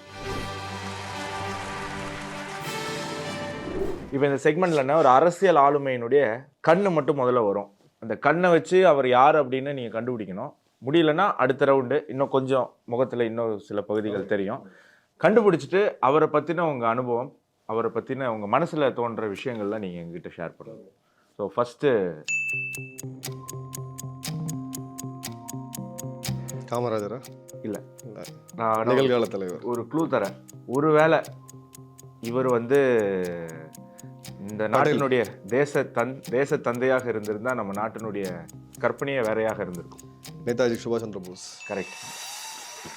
ஸோ நேதாஜி பற்றி சொல்லுங்க. ஒருவேளை நேதாஜி இந்தியாவினுடைய முதல் பிரதமராகவோ இல்லாட்டி தேச தந்தையாகவோ இருந்திருந்தா இந்தியாவினுடைய இன்னைக்கு இருக்கக்கூடிய நிலைமை எப்படி இருந்திருக்கும்? ஒரு விஷனரி லீடர். அடுத்த சுதந்திர இந்தியா எப்படி இருக்கும்னு வந்து சில பேர் தான் அதை பார்த்தாங்க. One of the visionary leader. வலிமையான இராணுவம் இல்லாத வலிமையான நாடு இருக்க முடியாதுன்னு அவர் அன்னைக்கு சொன்னார். அதுதான் இன்னைக்கு நம்ம பார்க்குறோம். 2வது தேசிய ஒருமைப்பாடு. அவருடைய அந்த சித்தாந்தம் மிகப்பெரிய லெவலில் இருந்துச்சு. ஜெய்ஹிந்த்ன்ற வார்த்தையே அங்கேருந்து தான் வந்துச்சு. தேசிய ஒருமைப்பாட்டை மிகப்பெரிய லெவலில் அவர் கொண்டு வந்திருப்பார். 3வது நாட்டோடைய வளர்ச்சி அப்படின்றது வெஸ்ட்டை மட்டுமே நம்பி இருக்கக்கூடாது. இது வந்து மல்டி அலைன்மெண்ட்ன்றதை அவர் அன்னைக்கு பண்ணார். ஜப்பான்ட்டையும் பேசினார், ஜெர்மனிட்டையும் பேசினார், பிரிட்டிஷ்கிட்டையும் பேசினார். அவர் எல்லாத்தையுமே பேச்சுவார்த்தை நடத்தினார். ஒரு நல்ல தேர்ந்த டிப்ளமேட். ஸோ சுவிட்சர்லாந்து எப்படி உலகப்போர் 2ஆம் உலகப்போர் அப்போ இருந்ததோ அந்த மாதிரியான ஒரு சுச்சுவேஷனில் இன்னைக்கு இந்தியாவை கொண்டு வந்ததுக்கான வல்லமை அவர்கிட்ட இருந்தது. 4வது நம்ம கருத்து சுதந்திரம். இன்னைக்கு யாரை வேணால் திட்ட முடியும். பிரதமருடைய அம்மா, ஜனாதிபதி, முதல்வர் யாரை வேணால் திட்ட முடியும். இன்னைக்கு அந்த கருத்து சுதந்திரம் அப்படின்றது ஒரு பொறுப்புடன் சேர்ந்து இருக்கணும்னு சொல்லிட்டு அன்னைக்கு அவர் இது பண்ணியிருந்தார். ஸோ அந்த இடத்துல இன்னைக்கு நாடு கொஞ்சம் டிசிப்ளின்டாக இருக்கணும்னு நம்புகிறேன். கிட்டத்தட்ட 60 ஆண்டுகள் வந்து இந்தியாவினுடைய சுதந்திர போராட்டத்தையே ஒரு குடும்பத்தினுடைய சொத்தாக மாற்றி வைத்திருந்தார்கள். அப்படி இழந்து போன ஒரு தலைவர் நமக்கு. ஸோ இனி வரக்கூடிய காலகட்டத்தில் அவருடைய பெருமை வந்து அனைவருக்கும். என்னோட ஆசை அவருடைய வரலாறு இது பண்ணும்போது நம்ம கரன்சியில் மகாத்மா காந்தி அவர்கள் இருக்கிறாங்க. இப்போ நீங்கள் பல நாடுகளில் பார்த்தீங்கன்னா அவங்களுடைய தேசத்தை கட்டி காத்த பல தலைவர்களோட மாறி இதுவே இருக்கும். அதுலேயும் அவர் வரணுன்றதான் என்னுடைய ஆசை. கண்டிப்பாக. இப்போ அடுத்த தலைவர் யார் அப்படின்னு பார்த்துடலாம். நெக்ஸ்ட் அடுத்த ஸ்டேஜ் போங்க. சவர்கர். கரெக்ட். ஸோ சவர்கர் அப்படின்னு சொன்னால் எனக்கெல்லாம் வந்து வீரம், தீரம் இப்படி தான் ஞாபகம் வரும். ஆனால் நம்ம நாட்டினுடைய எதிர்க்கட்சி தலைவருக்கு மன்னிப்பு அப்படிங்கிற ஒரு விஷயம் தான் வருது. சவர்கர் வந்து மன்னிப்பு கேட்டாரா உண்மையிலேயே? பிரிட்டிஷ் கிட்ட வந்து அடிப்பணிந்தாரா? அதாவது இது எந்த கான்டெக்ட்ல புரிஞ்சுக்கணும்னா, இப்போ நீங்கள் கவர்மெண்ட் ஆஃபீஸ்க்கு போகிறீங்க, இல்லை இன்னைக்கு தெரிஞ்சு நீங்கள் வந்து காவல்துறையிட்ட ஒரு மொபைல் தொலைஞ்சு போச்சுன்னு ஒரு கம்ப்ளைண்ட் கொடுக்க போகிறீங்க. அதில் என்ன எழுதுவீங்க? மதிப்பிற்குரிய ஐயா அவர்கள், காவல்துறை ஆய்வாளர்கள் அவர்களும் எழுதி தங்கள் உண்மையுள்ள அப்படின்னு போட்டு கையெழுத்து போடுவீங்க. ஸோ ஒரு ப்ரோட்டோகால். ஒரு கவர்மெண்ட்டில் இருக்கக்கூடிய ஒரு அதிகாரிக்கு எழுதுறீங்கன்னா ஒரு ப்ரோட்டோகால். கவர்னருக்கு ஒரு கடிதம் எழுதுறீங்கன்னா ஒரு எக்ஸலன்சி அப்படின்னு போட்டு நீங்கள் எழுதுவீங்க. கரெக்டுங்களா? அது மாதிரி பிரிட்டிஷ் காலத்தில் இருக்கும் பொழுது ஒரு பெட்டிஷனை, இன்னைக்கு பெட்டிஷன், அன்னைக்கு அது ப்ரேயர். நீங்கள் ஒரு வெள்ளைக்கார அதிகாரிகிட்ட ப்ரே தான் பண்ண முடியும், வேண்டி தான் பண்ண முடியும். அப்போ நீங்கள் ஒரு இடத்துல ஜெயிலில் போய் நீங்கள் பரோல் வேணும் அப்படின்னு நீங்கள் வந்து கேட்குறீங்க, இல்லை பரோல்லேருந்து யாரும் அவங்க வந்து பார்க்குறாங்க அப்படின்னா நீங்கள் அந்த இதெல்லாம் எடுத்து ஒரு ஃபார்மேட் வச்சுருப்பாங்க, நீங்கள் கொடுங்க அப்படின்னு சொல்லிட்டு. இன்றைக்கி நீங்கள் கஸ்டம்ஸில் பாருங்கள், இது ஒரு ஊமைக்காக சொல்கிறேன், அப்போ அந்த கான்டெஸ்ட்ன்றது புரியும். கஸ்டம்ஸில் நீங்கள் தெரியாமல் ஒரு பொருளை எடுத்துகிட்டு வந்துட்டீங்க, அதை வந்து எடுத்துகிட்டு வரக்கூடாது, ஆனால் நீங்கள் தெரியாமல் எடுத்துகிட்டு வந்துட்டீங்க. உங்கள் மொபைல் ஏதோ ஒன்று வாங்கிட்டு வந்துட்டீங்க அப்படின்னு வச்சுக்கோங்க. அப்பாலஜைஸ் அப்படின்னு ஒரு கிளாஸ் இருக்குது. அந்த ஃபார்ம்லேயே நான் தெரியாமல் எடுத்துகிட்டு வந்தேன், அதுக்காக நான் மன்னிப்பு கேட்குறேன் அப்படின்ட்டு. அப்போ நீங்கள் கஸ்டம்ஸுக்கு அடிமையா? இல்லை கஸ்டம்ஸ்க்காக நீங்கள் பயந்து நீங்கள் வந்து இது பண்ணிட்டு வரீங்களா? ஒரு ஃபார்மெட் வச்சுருக்குறாங்க. அப்போ இவர் போட்ட அதே சிக்னேச்சர் தானே காந்தி எல்லாரும் போட்டாங்க. அன்னைக்கு இருந்த ஜெயிலில் இருந்த அனைத்து தலைவர்களும் வெளியில் வரணும், இல்லை ஒரு ஜாமீனுக்கே போடணும்னா கூட நாங்கள் வந்து இதை எழுதியிருக்கோம், ஐயா மதிப்பிற்குரிய ஐயா, இல்லை சில இடங்களில் வந்து அவன் அப்பாலஜின்னு அடிச்சிருக்கான். பிரிட்டிஷ் சட்டம் இருக்குது, நீ மன்னிப்பு கேட்டால் தான் நான் விடுவோன்றான். பவர் அப்படின்றது அல்டிமேட் அப்ஜெக்டிவ். ஸோ அவருக்குமே இந்தியாவோட விடுதலை அப்படின்றது அல்டிமேட் அப்ஜெக்டிவ். அப்போ நான் ஜெயிலை விட்டு வெளியில் வந்து நூற்றுக்கணக்கான மக்களை மீண்டும் ஒருங்கிணைத்து என்னோட பயணத்தை எடுத்துகிட்டு போனால் மட்டும்தான் அந்த வெற்றி நான் பெற முடியும். அதுவும் எத்தனை வருஷம் கழிச்சு அந்த கையெழுத்து போட்டிருக்காருங்கிறதும் நம்ம கவனிக்கணும் இல்லையா? பல ஆண்டுகள். இல்ல அவருடைய ரொம்ப புரிதல் வந்து இன்னைக்குமே சரியான ஒரு வரலாற்று ஆய்வாளர் இல்ல அவரை பத்தி எழுதுறதுக்கு. எனக்கு தெரிஞ்சு இப்போ சம்பத் அவர்கள் எழுதியிருக்காரு, விக்ரம் சம்பத் விக்ரம் எழுதியிருக்காரு. உண்மையிலே ஒரு சமத்துவ தலைவர். இந்து மதத்துல இருக்கக்கூடிய பல தீண்டாமையை, பல சரி செய்ய வேண்டிய விஷயங்கள் எல்லாம் அன்னைக்கே குரல் கொடுத்தார். அன்னைக்கே குரல் அதே கொடுத்தாரு, இந்து மதத்தை மதித்து கொண்டே செய்தவர். மதித்து கொண்டே செய்தவர், ஒரு சீர்திருத்தவாதி. பட் அன்பார்ச்சுனேட்டா ஒரு 50 வருடம் கழித்து பிறந்திருந்தாருன்னா அவருடைய முழு இதையுமே இன்னைக்கு நம்ம வந்து சமூகத்துல நம்ம அன்றாட வாழ்வுல பார்த்திருக்க முடியும். வே ஹெட் ஆஃப் டைம் அவர் பிறந்தார். இந்தியா இழந்த பல பொக்கிஷத்துல இவரும் அவர் ஒருத்தர். அடுத்த செக்மெண்ட் போறதுக்கு முன்னாடி இந்த வீடியோவை நீங்க தமிழ் ஜனம் யூடியூப் சேனல்ல பார்த்துட்டு இருக்கீங்க அப்படின்னு சொன்னா கண்டிப்பா நம்ம சேனலை சப்ஸ்கிரைப் பண்ணுங்க. அப்பதான் இது போன்ற பல சுவாரஸ்யமான காணொளிகள் உங்களை நேரடியாக வந்து சேரும். ஸோ இப்போ அடுத்த செக்மெண்ட்டுங்கண்ணா, ஒருவேளை இப்படி நடந்தா அப்படிங்கிறது தான் நம்மளுடைய நெக்ஸ்ட் செக்மெண்ட்டு. அந்த செக்மெண்ட்டுக்கு போயிடலாமா? இப்போ இந்த செக்மெண்ட்ல என்னன்னா, உங்க வாழ்க்கையில இப்படி ஒரு சம்பவம் நடந்திருந்தா அப்போ நீங்கள் எப்படி ரியாக்ட் பண்ணியிருப்பீங்க அப்படிங்கிறது தான். ஸோ ஃபஸ்ட்டு சம்பவம் என்ன அப்படிங்கிறது, பிரதமர் நீங்களும் காரில் ஒன்றா போயிட்டுருக்கீங்க, அவருக்கு வண்டி ஓட்டுறதுக்கான ஒரு வாய்ப்பு உங்களுக்கு கிடைக்குது. என்ன பேசிப்பீங்க நீங்களும் பிரதமரும்? ரொம்ப டஃப்பான கொஸ்டின். போட்டோ ஏல நல்லா இருந்ததுக்கு ஒரு ஒரு ஒரு அது வேளை ஏன் நான் இல்ல உண்மையாலுமே பாருங்க, தேசிய கொடியோட வேற ஓகே வருது. உண்மையாலுமே நான் ஒரு நாள் இந்த வாய்ப்பு கிடைக்கணும் கடவுளை நான் கேட்குறேன். நிச்சயமா அவர்கிட்ட 3 கேள்விகள் இருக்கு. அவர் 25 வயதுல 20 வயதுல குறிப்பா இந்த இடத்துக்கு தான் வருவன்ற இதை அவர் வச்சிருந்தாரா இல்லையா, அந்த எய்ம், அந்த விஷன் இருந்துச்சா இல்லையா, ஒரு நாள் நாட்டை நம்ம ஆளுவோம், இந்த நாட்டை அப்படி வழிநடத்தி எடுத்துகிட்டு போவோம். ஃபர்ஸ்ட் அது. ரெண்டாவது, அவருடைய எல்லாருக்குமே ஒரு குழந்தைத்தனம் ஒன்று இருக்கும். குறிப்பாக ஆண்கள் பார்த்தீங்கன்னா அந்த குழந்தைத்தனம் அப்படின்றது இருக்கும். அவரோட குழந்தைத்தனம் என்னன்றது எனக்கு தெரிஞ்ச இது வரைக்கும் யாரும் பார்க்கல. ஸோ அதை கண்டிப்பாக வந்து கேட்பேன். மூணாவது, இன்னைக்கு செய்த சில சீர்திருத்தங்கள், அவர் கொண்டு வந்திருக்க வேண்டிய சில சீர்திருத்தங்கள் ஏன் இன்னும் கொண்டு வரலை அப்படின்றத அந்த கிரிட்டிசிசமும் நான் ஒரு கடுமையான ஒரு கேள்வியும் நான் அவர்கிட்ட வைப்பேன். பிரதமர் மோடி அப்படிங்கிற அந்த வார்த்தை இல்லை அந்த நபரை முதல்ல நீங்கள் எங்கே உங்களுக்கு கனெக்ட் ஆச்சு? பத்திரிகையில் பார்த்தீங்களா, நியூஸில் பார்த்தீங்களா? எக்ஸ்பீரியன்ஸ் எப்படி? காலேஜில் இருக்கும்போது எனக்கு அந்த ஊடகத்தை தொடர்ந்து பார்க்கக்கூடியது இருந்துச்சு. ஸோ எனக்கு இன்றைக்குமே ஒரு முறை அவரை சந்திக்கக்கூடிய வாய்ப்பு கிடைச்சிது. பட் அன்ஃபார்ச்சுனேட்டாக எஸ்பிஜி அலோவ் பண்ணல. அந்த லெட்டரை நான் ஒன்றும் சேஃபாக வச்சுருக்கேன். 1998 நினைக்கிறேன், 98 99 குஜராத் பூகம்பம் வந்த டைம், 2000 நினைக்கிறேன், 2000 அவர் சிஎம் ஆனது. ஆமாம், சிஎம்மாக இருந்தபோது குஜராத்தோடைய ஒரு கோரமான ஒரு ஃபோட்டோ இருக்கும். ஒரு குழந்தை வந்து அந்த ரப்பலுக்கு நடுவில் அவங்க குடும்பமே அடைஞ்சிருக்கும். இந்த ஒரு ஃபோட்டோ தான் இது பண்ணுச்சு. ஐஐடி மெட்ராஸில் வந்து அப்போ மார்ச் டு குஜராத் அப்படின்ற ஒரு ப்ரோக்ராம் இனிஷியேட் பண்ணாங்க. சென்னையில் இருக்கக்கூடிய பெரும்பாலான இளைஞர்கள், கட்சி இதெல்லாம் கிடையாது அப்போ, இதெல்லாம் இன்னைக்கு போலரைஸ் ஆகிடுச்சு. அப்போ எடுத்து மொபிலைஸ் பண்ணும்போது அவருக்கு ஒரு லெட்டர் எழுதியிருந்தோம். இது வந்து என்ன தேவையோ நாங்கள் எல்லாரும் வந்து நிற்கிறோம், உங்களுடைய அழைப்புக்காக வந்து ஏற்று வந்து நிற்கிறோம் அப்படின்னு சொல்லிட்டு. அப்போ அவர் பார்த்தீங்கன்னா பாலிடிக்ஸ் பேசியிருக்கலாம். மத்திய அரசு எனக்கு கோஆப்ரேட் பண்ணல, இது நடக்கலை, எதிர்கட்சிகள் இது பண்ணுறாங்க, பார்த்துருப்பீங்க இந்த மாதிரியான இதெல்லாம் இருக்குமே. ரொம்ப ஃபோக்கஸ்டாக அவர் இது இருந்துச்சு. அப்போ நாங்கள் என்ன நினச்சோன்னா, சூரத் தான் இருக்கிறதுலே அதிகமாக பாதிக்கப்படுது, முடிஞ்சு போச்சுன்னு சொல்லிட்டு எண்ணி 3 வருடத்தில் நினச்சி பார்க்க முடியாத ஒரு சூழ்நிலைக்கு அவர் அந்த மாநிலத்தை மாற்றினார். எனக்கு அப்போது நான் க்ளோஸாக பார்க்கும்போது லீடர்னா இப்படி இருக்கணும் அப்படின்ற ஒரு இது இருந்துச்சு. கிரேட்ண்ணே. இப்போ அடுத்த இமேஜ் என்னன்னு பார்த்துடலாம். நீங்கள் இராணுவத்தில் இருக்கும்போது ஏதாவது பயங்கரவாதியோட ஒரு என்கவுண்டர் ஃபேஸ் பண்ணுறதுக்கான வாய்ப்பு கிடைச்சிதா? அப்படி கிடைக்கும்போது அவர்கிட்ட ஒருவேளை ஒரு தீவிரவாதியை கொல்றதுக்கான வாய்ப்பு உங்களுக்கு கிடைக்குது, ஒரு தீவிரவாதியை பிடிச்சிட்டிங்க, சுட போகிறீங்க, சுடுறதுக்கு முன்னாடி என்ன சொல்லிட்டு அவர் சுடுவீங்க? இல்லை, இந்த மாதிரி வாய்ப்பு நிஜமாகவே வந்துச்சு. நான் பிடிச்ச ஒரு தீவிரவாதி பாகிஸ்தானி, பேர் அபுபக்கர். என்னோட ஃபஸ்ட்டு அப்ரென்ஷன் பிடிச்சோம், உயிரோடு பிடிச்சோம். கொல்றதுனா மலைப்பகுதிகள் கொண்டுட்டு கூட வந்திருக்கலாம், பண்ணல. நாங்கள் அதை பண்ணுறது கிடையாது.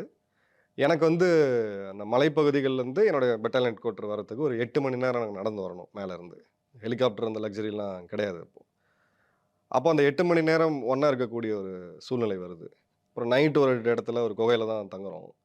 சரி, நைட் ஏன்னா கால் நகர்த்த முடியல, அந்தளவுக்கு வலி இருந்துச்சு. சரி, இவன்ட்டு பேசி பார்ப்போமே அப்படின்னு சொல்லிவிட்டு அவனுக்கு விடுதலை கொடுத்துட்டு, ஒரு 18 வயது இருக்குன்னு நினைக்கிறேன், 18 19 இருக்கும். அவன் வந்தது பார்த்தீங்கன்னா சிந்து ப்ராவின்ஸ்லேருந்து, சிந்தில் இருக்கக்கூடிய ஒரு குக்ராம் மாநிலத்துலேருந்து வந்தான். அவன்கிட்ட கேட்கும்போது ஏன்டா நீங்கள் வந்து இந்த பண்ணுறீங்க, என்ன நீங்கள் அச்சீவ் பண்ண ட்ரை பண்ணுறீங்க அப்படின்றபோது, நீங்கள் வந்து இஸ்லாமியர்களை கொல்றீங்க உங்கள் நாட்டில், யாருமே இல்லைன்னா அப்போ நீங்கள் இப்போ கூட எங்கள் கூட வீரர்களில் 5 பேர் இஸ்லாமியர்கள், 10 15 பேர் தான் இருக்கும், நீ அவன்கிட்ட பேசு, அப்படிலாம் ஒன்றுமே கிடையாது அப்படின்ற போது அவன் கையில் 2 3 பிரிண்ட் அவுட் இருந்துச்சு. ம். அது பார்த்தீங்கன்னா காசாவில் குண்டடிப்பட்ட இது அதெல்லாம் எடுத்து போட்டு இதுதான் இந்தியா, இவங்க இப்படி தான் பண்ணாங்க அப்படின்ட்டு. பாவமாக இருந்துச்சு எனக்கு. படிப்பறிவு கிடையாது, ரேடிக்கலைஸ்டு. அவனுக்கு வந்து நீ இது பண்ண என்ன நடக்கும், நான் சொர்க்கத்துக்கு போவேன், நீ நீ நரகத்தில் வாழ்ந்துட்டு இருக்க உன் நாட்டில், உன் நாட்டையே சொர்க்கமாக நீ மாற்றலாம், நீங்கள்லாம் இளைஞர்கள்லாம் சேர்ந்து இது பண்ணலாம் அப்படின்ற போது அவன் இன்னும் கொஞ்சம் பிரேக் ஓப்பன் பண்ணி பேச ஆரம்பித்தான்.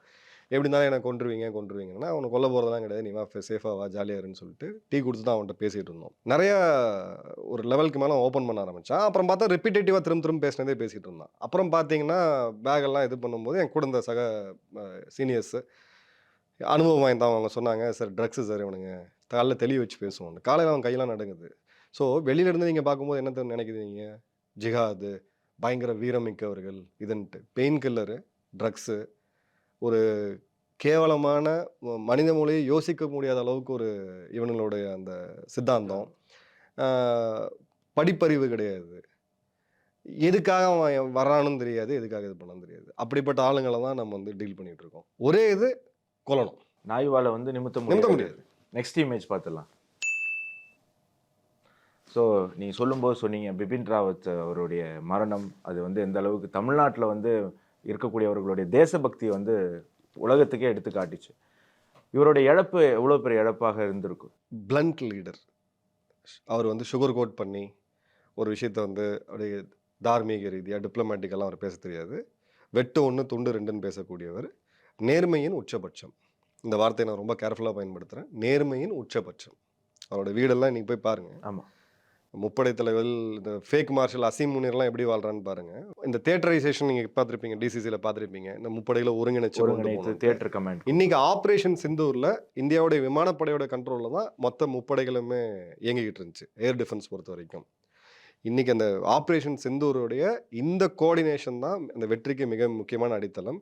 அந்த கோஆர்டினேஷனுக்கு விதையிட்ட ஒரு மாமனிதர் தான் என்னை பொறுத்த வரைக்கும் முப்படை தளபதி மறைந்த முன்னாள் ஜெனரல் பிபின் ராவத் அவர்கள். பிரதமருக்கு இவர் எவ்வளோ நெருக்கமாக இருந்தார், இவருடைய இழப்பு அவரை எந்த அளவுக்கு பாதிக்க தனிப்பட்ட முறையில் பாதிச்சதுன்னு நான் கேள்விப்பட்டேன். பிரதமர் அவர்களையும் சரி, ராஜ்நாத் சிங் அவர்களுக்குமே தனிப்பட்ட முறையில், ஏன்னா அவங்க குடும்பத்தில் ஒருத்தவங்க கூட பேசக்கூடிய எனக்கு வாய்ப்பு, பெண்ணோட பேசக்கூடிய வாய்ப்பு கிடைச்சிது. அவங்க சொன்னது இப்போ ஒரு பர்சனல் லாஸாக தான் வந்து பார்த்தாங்க. இப்போ அடுத்த சிச்சுவேஷன், நீங்கள் சமீபத்தில் இஸ்ரேலுக்கு போனீங்க. இஸ்ரேலில் நீங்கள் போனப்போவே பயங்கர ஒரு தாக்குதல் வேறு நடந்தது. ஒரு 15 நிமிஷம் கேப் இல்லாட்டி நீங்களுமே அந்த தாக்குதலில் பாதிக்கப்பட்டிருக்கக்கூடிய ஒரு வாய்ப்பு இருந்தது. ஸோ ஒருவேளை நேத்தனியாகு அவர்களோட காஃபி குடிக்கிற ஒரு வாய்ப்பு கிடைச்சா இந்தியாவுக்காக அவர்கிட்ட ஏதாவது டிப்ஸ் எடுத்தீங்கன்னா என்ன எடுப்பீங்க? அப்புறம் ப்ளஸ் அவங்க இஸ்ரேல் அனுபவத்தையும் கொஞ்சம் ஷேர் பண்ணி. அவங்க மக்கள்கிட்ட நான் அதிகமாக பேசினது அவரை பற்றி தான்.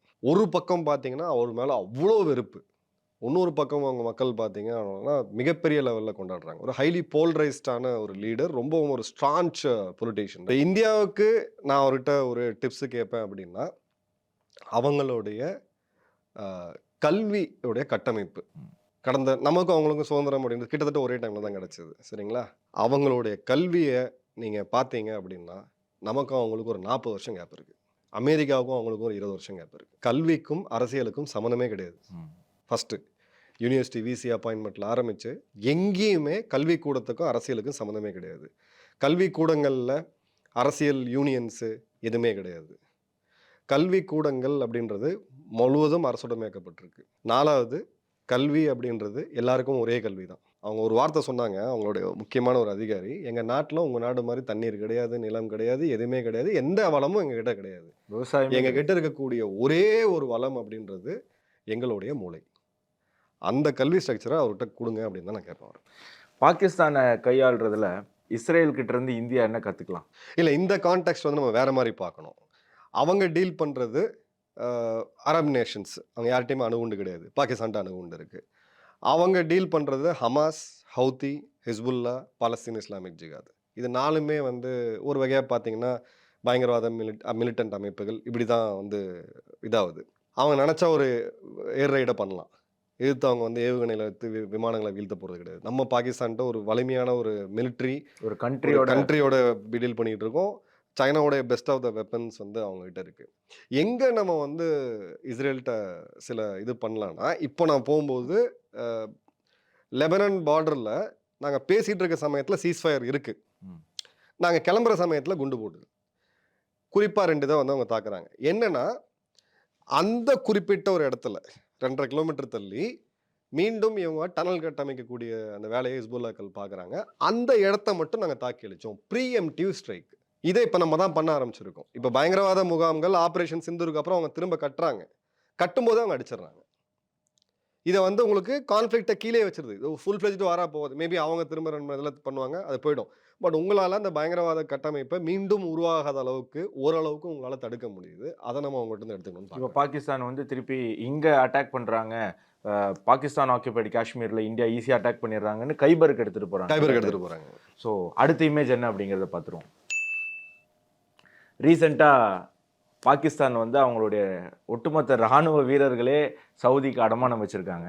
ஸோ இந்த பேக்ட் எப்படி பார்க்குறீங்க? பாகிஸ்தான் அட்டாக் பண்ணால் அது எங்களை அட்டாக் பண்ணுற மாதிரி தான் அப்படின்னு சவுதி சொல்லுது. ஸோ இது இந்தியாவுக்கு ஏதாவது பாதிப்பு ஏற்படுமா? இல்லை சவுதி வந்து அந்த ஏமனில் நடக்கக்கூடிய போருக்கு ஒரு சீப் லேபர்ஸ் வேணும் அப்படிங்கிறதுக்காக இந்த பேக்ட் போட்டிருக்காங்க? 2 விஷயம். இன்னைக்கு லேட்டஸ்ட் சிப்ரியோட ரிப்போர்ட் படி எடுத்தீங்க அப்படின்னா, Stockholm institute of peace research அவங்களோட ஆராய்ச்சி கட்டுரையை உலகத்தோடைய அதிபர்கள் ஆரம்பித்து பிரதமர்கள் வந்து எல்லாருமே பார்ப்பாங்க. 400 கிலோ யுரேனியம் 60% செறிவூட்டப்பட்டு இன்றைக்கும் ஈரான் கையில் இருக்குது. இன்னும் ஒரு இடத்துல 1.5 வருடத்தில் அவங்க அணு ஆயுதத்தை கையில் எடுத்துருவாங்க. அணு ஆயுதத்தை ஏற்கனவே எடுத்துகிட்டு போகிறதுக்கான பேலஸ்டிக் மிசைலில் ஈரான் இன்றைக்கி வந்து நம்பர் 1 இருக்கிறாங்க. இவங்களுக்கு நேர் எதிர் சக்தி தான் சவுதி. ஷியா மற்றும் சுன்னி பிரிவு அந்த டிவைடுன்றது ஒரு பெரிய வரலாறு இருக்குது. அவங்கக்கிட்ட அணு ஆயுதம் இருக்கும்போது இவங்ககிட்ட இருக்க வேண்டிய கட்டாயம் முகமது பின் சல்மான் அவர்களுக்கு இருக்குது. நேரடியாக எடுத்தாங்க அப்படின்னா அதுவும் பிரச்சனை. இஸ்ரேல் விடாது, எல்லா நாடுகளும் அலர்ட் ஆவாங்க. ஸோ ஒரு எக்ஸ்டெண்டட் அம்பரல்லா இந்த அணு ஆயுதத்தை இன்றைக்கி பாகிஸ்தான் வச்சுட்டு இருக்கிறதுக்கு அந்த அணு ஆயுதத்துக்கான முழு ஃபண்டிங்குமே கொடுத்தது சவுதி. அவங்களோட ஆயுதம் தான் அது. பாகிஸ்தான் ஜஸ்ட்டு வாங்கி அதை திருடி எடுத்துகிட்டு வந்து வச்சுக்கிட்டு இருக்காங்க. ஸோ அந்த இதை ஃபார்மலைஸ் பண்ணி ஒரு அவங்க மக்களுக்கும் சரி, அந்த ஷியா பிரிவு இஸ்லாமிய உலகத்துக்கு அவங்கள தான் சுன்னி பிரிவு இஸ்லாமிய உலகத்துக்கு தாங்கள் தான் தலைவன் அப்படின்றத காமிக்கிறதுக்கு இது தேவைப்படுது ஃபஸ்ட்டு. 2வது நீங்கள் சொன்ன ரீசன், ஒருவேளை நாளைக்கு ஹவுத்திகள் ஷியா பிரிவு இஸ்லாமியர்கள் அவங்க ஹவுத்தி போன முறை நடந்த சண்டையில் பல எண்ணெய் கிணறுகளை தவிக்க விட்டாங்க யெமனில் இருக்கக்கூடிய ஹவுத்திகள். ஏன்னா அவங்க வேறு லெவல் ஆஃப் ஃபைட்டர்ஸ் அவங்க. அப்போ அந்த இடத்துல இந்த லக்ஸரியில் இருக்கக்கூடிய நாட்டில் இருக்கக்கூடிய வீரர்கள் போய் சண்டை போடுவாங்கன்னு நீங்கள் எதிர்பார்த்தீங்கன்னா கண்டிப்பாக கிடையாது. அவங்ககிட்ட அனைத்து விதமான லேட்டஸ்ட் எக்யூப்மெண்ட்ஸ் இருக்குது. ஆனால் கிரவுண்டில் போய் ஃபைட் பண்ணுறதுக்கு ஆளுங்க கிடையாது. அப்போது பாகிஸ்தான் உங்களுக்கு ஒரு சீப்பான ஆப்ஷன். 5 லட்சம் பேர் இருக்காங்க. நான் உங்களுக்கு ரேட்டிங் சொல்கிறேன். $1000 ஒரு மாதத்துக்கு ஒரு வீரருக்கு. $1000. ஆனால் வீரருக்கு முழுச போகாதுன்னு நினைக்கிறேன். அது போக கொஞ்சம் அசீம் முனீரும் இவரே அவங்க எடுத்துகிட்டு போக மிச்சவங்க ஒரு $700 வச்சுக்கோங்க. அதாவது $1000 தான் ஒரு $80,000 இவங்க மதிப்படி. அவங்க வந்து நீங்கள் எவ்வளோ வேணால் அனுப்புவாங்க. முன்னாள் வீரர்கள், இந்நாள் வீரர்கள் இவங்க வந்து அனுப்பிச்சிட்டே இருப்பாங்க. இவருக்கு இந்த உட்காந்த பக்கம் உட்காந்துருக்கிற ஒரு பாவம், ஒரு மேயருங்க. அவர் வந்து பிரதமர்னு சொல்லிட்டு ஒரு அசீம் முனீர் தான் வெளியிலேருந்து எல்லாம் கண்ட்ரோல் பண்ணுறது. அசீம் முனீருக்கு போஸ்ட் ரிட்டையர்மெண்ட்டு ஒரு நாடு ரெடி ஆகிடுச்சு. ஒன்று அவங்க நாட்டுடைய வரலாறு பார்த்தீங்கன்னா கொல்லப்படுவாங்க, இல்லை வெளில ஓடிடுவாங்க. 2ல் 1. ஸோ ஓடுறதுக்கு ஒரு நாடு இருக்குது, கோடிக்கணக்கான பணம் வருது, அண்டர் கிரவுண்ட் டீலிங் இது எல்லாமே இருக்குது. அதை தாண்டி சவுதி இந்தியாவுக்கு எதிராக வந்து சண்டை போடுன்னு எதிர்பார்க்கறதுலாம் வாய்ப்பே கிடையாது. அடுத்த செக்மெண்ட் போகிறதுக்கு முன்னாடி இந்த வீடியோவை நீங்கள் தமிழ் ஜனம் யூடியூப் சேனலில் பார்த்துட்ருக்கீங்க அப்படின்னு சொன்னால் கண்டிப்பாக நம்ம சேனலை சப்ஸ்கிரைப் பண்ணுங்கள். அப்போ தான் இது போன்ற பல சுவாரஸ்யமான காணொளிகள் உங்களை நேரடியாக வந்து சேரும். ஆனால் இப்போ அடுத்த செக்மெண்ட்டுக்கு போவோம். நெக்ஸ்ட் செக்மெண்ட் அப்படிங்கிறது குறும்படம் செக்மெண்ட்டில் வந்து நம்ம என்ன பார்க்க போகிறோம் அப்படின்னு சொன்னால் பல தலைவர்கள் பல கருத்துக்கள் சொல்லியிருப்பாங்க. ஸோ அந்த கருத்தை கேட்டுட்டு நீங்கள் அதுக்கு என்ன ரியாக்ட் பண்ண போகிறீங்க அப்படின்னு சொல்லி.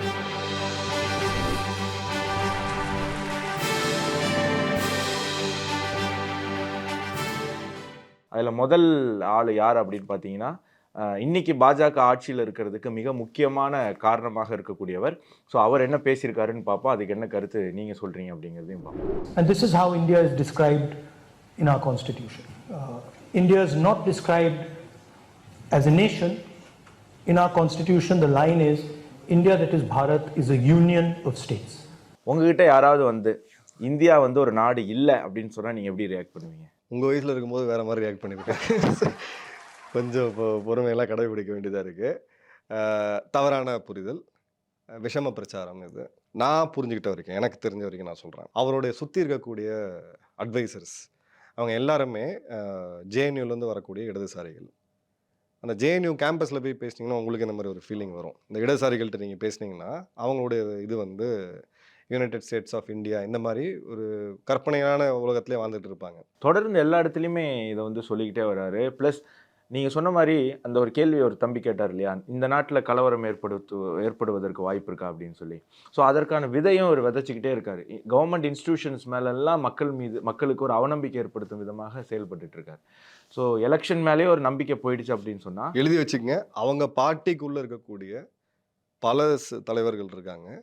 அவங்களுக்கே அதில் உடன்பாடு கிடையாது. அவங்க அலையன்ஸ் பார்ட்னர்ஸ்க்கு அவங்களுக்கு உடன்பாடு கிடையாது. இந்தி கூட்டணியிலே பார்த்தீங்கன்னா யாருமே இந்த ஸ்டேஜ் ஷேர் பண்ணுறது கிடையாது. பீகாரில் எலெக்ஷன் இருக்குது. நான் கேள்விப்படுறேன், பீகாரில் இருக்கக்கூடிய என் நண்பர்கள் சொல்கிறது இன்கும்பன்சி இருக்குது. நிதிஷ் மேலே கோபமாக இருக்கிறாங்க, நினச்ச வளர்ச்சி வரலை, இது எல்லாமே இருக்குது. அதே பேசுகிறத விட்டுட்டு, வேலைவாய்ப்பை பேசுகிறத விட்டுட்டு, கட்டமைப்பை பேசுகிறத விட்டுட்டு, நீங்கள் தேர்தல் தேர்தல் தேர்தல் அப்படின்னா அங்கே 50 லட்சம் ஓட்டு காணாமல் போயிருச்சு. ஒரு எக்ஸாம்பிள் சொல்கிறேன். 50 லட்சத்தை வந்து நீங்கள் வந்து பீகாரோட கான்ஸ்டியூன்சி வைஸ் பிரிச்சிங்க. உங்கள் தெரு வயசுக்கு வந்துடுங்க. இப்போ உங்கள் தெருவில் ஒரு 50 ஓட்டு காணும். நீங்கள் எங்கே அந்த 50 பேர் வந்து போராடுவாங்களா இல்லையா? நீங்கள் வந்து கேட்கணும்னு அவசியமே இல்லை. தெருவில் வந்து இங்கே வாக்குச்சாவடியில் நடந்த ரகலையெல்லாம் நீங்கள் பார்த்தது கிடையாதா? நம்ம எலெக்ஷனில் ஒரு ஃபேமிலியில் 2 பேர் இருக்கும், ஒருத்தர் இருக்காது. என் ஓட்டு எங்கேயா போச்சு, நான் எங்கே இது இப்போ நீங்கள் தானே போய் கவர் பண்ணுறீங்க மீடியாவில். ஸோ இதெல்லாமே வந்து தியரின்றது தெரியும். அவர் பிடிச்சிக்கிட்டு தொங்கிக்கிட்டு இருக்காரு ஒரு விஷயத்த. அவருக்கு பொலிட்டிக்கல் மைலேஜ் இல்லை அப்படின்றது தெரிஞ்சிடும். அக்னிபத்தில் அவர் என்னென்னலாம் பேசினாருன்றதை நம்ம பார்த்தோம் அந்த திட்டம் வரும்போது. இதே பீகார் எலெக்ஷனில் தான் அதிகமாக பேசினார். அங்கே என்ன நடந்ததுன்றதை பார்த்தோம். ரீசெண்டாக நடிகர் விஜய் கூட அவருடைய தேர்தல் பிரச்சாரத்தில் வந்து சொன்னார், ஓட்டுச்சோறு எல்லாம் பண்ணி ஜெயிக்கிறாங்க அப்படின்னு சொல்லி. ஸோ அவருடைய அரசியல் புரிதல் எப்படி இருக்குன்னு நினைக்கிறீங்க? அவர் தமிழகத்தினுடைய ராகுல் காந்தியை மாறிட்டு இருக்காரா, இல்லாட்டி அவருக்கு வெற்றி வாய்ப்பு இருக்குமா? பெரிய ஃபேன் கிரேஸ் இருக்குது. ஏன்னா நீங்கள் சினிமாவிலேருந்து வரவங்களுக்கு ஒரு அட்வான்டேஜ் இருக்குங்க. இப்போ என் முகத்தையோ உங்கள் முகத்தையோ மேபி ஒரு 10 லட்சம் பேர் பார்க்குறாங்க தமிழ்நாட்டில் அப்படின்னா, 20-25 வருஷமாக ஒரு சினிமாவில் இருந்தவங்க அந்த பப்ளிசிட்டி, அந்த எலிவேஷன் அவங்களுக்கு கிடச்சிருது. You don't have to introduce yourself. நான் தாங்க ஆனந்த், என்னோட சித்தாந்தம் இதுதான் நீங்கள் சொல்ல தேவையில்லை. ஆனந்த்ன்றது எல்லாருக்குமே தெரியும். அதே மாதிரி விஜய் அப்படின்றது ஒரு பெரிய ஆக்டர், அதுவும் 2 டெக்கேடாக இருக்கார். 3 டெக்கேட் ஆக போகுது. So successful actor. அந்த பிளாட்ஃபார்ம் அவருக்கு கிடைக்குது. அதுக்காக நிறையா பேர் ஓட்டு கூட வந்து போடலாம். இது ஒரு என்ட்ரி டிக்கெட். அதுக்கு மேலே உங்களுடைய பர்ஃபார்மன்ஸ் என்ன, நீங்கள் என்ன பேசுவீங்கன்றது ரொம்ப பார்க்குறாங்க. நீங்கள் சோஷியல் மீடியா நான் மாட்டினு ஏதாவது உளறிட்டு எனக்கு வந்து இது பண்ணுவாங்கலாம் மாற்றிலாம் பேச முடியாது. டெப்த்து, அவர் பேச அவர் டெப்த்து வந்து இல்லை அப்படின்றது தெரியுது. இப்போது அவர் வந்து டிஎம்கேவை குற்றம் சாட்டுறாரு, பிஜேபியை குற்றம் சாட்டுறாரு. அப்போது இது 2 ஆளுங்கட்சி, ஒன்று சென்ட்ரலில் ஒன்று ஸ்டேட்டில். ஈஸியான வேலை தாங்க. எதிர்கட்சியாக இருந்தால் நீங்கள் வந்து ஆளுங்கட்சி வந்து இது பண்ணிட்டு நாளை தான் நான் சொல்லிட்டு போகலாம், ரோடு சரியில்லை, இது சரியில்லை, அது சரியில்லைன்ட்டு. பட் மக்கள் அதை பார்க்கல. நீங்கள் என்ன கொடுக்க போகிறீங்க அப்படின்றத பார்க்குறாங்க. அது எனக்கு தெரிஞ்சு அவர் இது வரைக்கும் தெளிவாக பேசின மாதிரி தெரியல. ஓட்சோரி அப்படின்னா அப்போ நீங்கள் எலெக்ஷனை கண்டெஸ்ட் பண்ணணும்ல, பாய்காட் பண்ணணும்ல. சரி, நீங்கள் ஒரு சமயம் நீங்கள் என்ன சொல்கிறீங்க, நாங்கள் ஜெயிச்சு வந்துட போகிறோம், நாங்கள் தான் அப்படின்றீங்க. இன்னொரு சமயம் வந்து ஓட்சோரி நடக்குதுன்றீங்க. அப்போ ஏதாவது ஒன்று தானே நடக்க முடியும். ஒன்று இது நடக்கும், அது நடக்கும். மேபி அவரோட எனக்கு தேர்தலில் நம்பிக்கை இல்லை, நான் அதனால் வேறு விதத்தில் ஆட்சிக்கு வரேன் அப்படின்னு சொல்லி வேறு ஏதாவது ஒரு முயற்சி பண்ணணும். நம்பிக்கை இல்லாத விஷயத்திலே நான் வந்து வரேன்னு சொல்லும்போது அப்போ போய் சொல்கிறாங்க அப்படிங்கிறத நம்ம ஆப்வியஸாக அன்றைக்கி தேதிக்கு என்ன இஷ்யூ இருக்கோ அதை நம்ம பேசிட்டு போகிறோம், அவ்வளோதான். அடுத்து ஒரு முக்கியமான ஒரு வீடியோ பார்ப்போம். 5 பேர் இருந்தாலும் 10 பேர் இருந்தாலும் ஒருத்தே தான் கல்யாணம் பண்ணிக்கலாம். இது அவன் நாகரிகம். 5 பேருக்கு ஒருத்தர் கல்யாணம் பண்ணிக்கலாம். இதான் நார்த் இந்தியாவின் சட்டம். ஸோ திமுக சொல்கிறது சமூக நீதி, சமத்துவம், அனைவருக்குமான ஒரு கட்சி அப்படின்னு அவங்க சொல்கிறாங்க. ஆனால் தொடர்ந்து அவங்க வந்து இந்த நார்த் சவுத் டிவைடையும் பேசுகிறாங்க. ஸோ சமத்துவம்னு பேசிக்கிட்டு இந்த நார்த் சவுத் டிவைட் பேசுகிறது எப்படி பார்க்குறீங்க? ப்ளஸ் நீங்கள் சொன்ன மாதிரி நீங்கள் நிறையா வட இந்தியர்களோட வேலை செஞ்சுருக்கீங்க, கண்டிப்பாக இராணுவத்தில் இருந்திருந்தீங்கன்னா. ஸோ உங்களுக்கு அந்த மாதிரி ஏதாவது ஃபீல் ஆகிருக்கா? அவங்க மனசில் நம்மளை ஏதாவது தாழ்வாக பார்க்குற மாதிரி ஃபீல் ஆகிருக்கா? இல்லை என்ன இந்த அரசியல் எப்படி பார்க்குறீங்க, இந்த நார்த் சவுத் டிவைட்? இது பியூராக அவங்க ஆடியன்ஸுக்கு அவங்க சொல்கிறாங்க.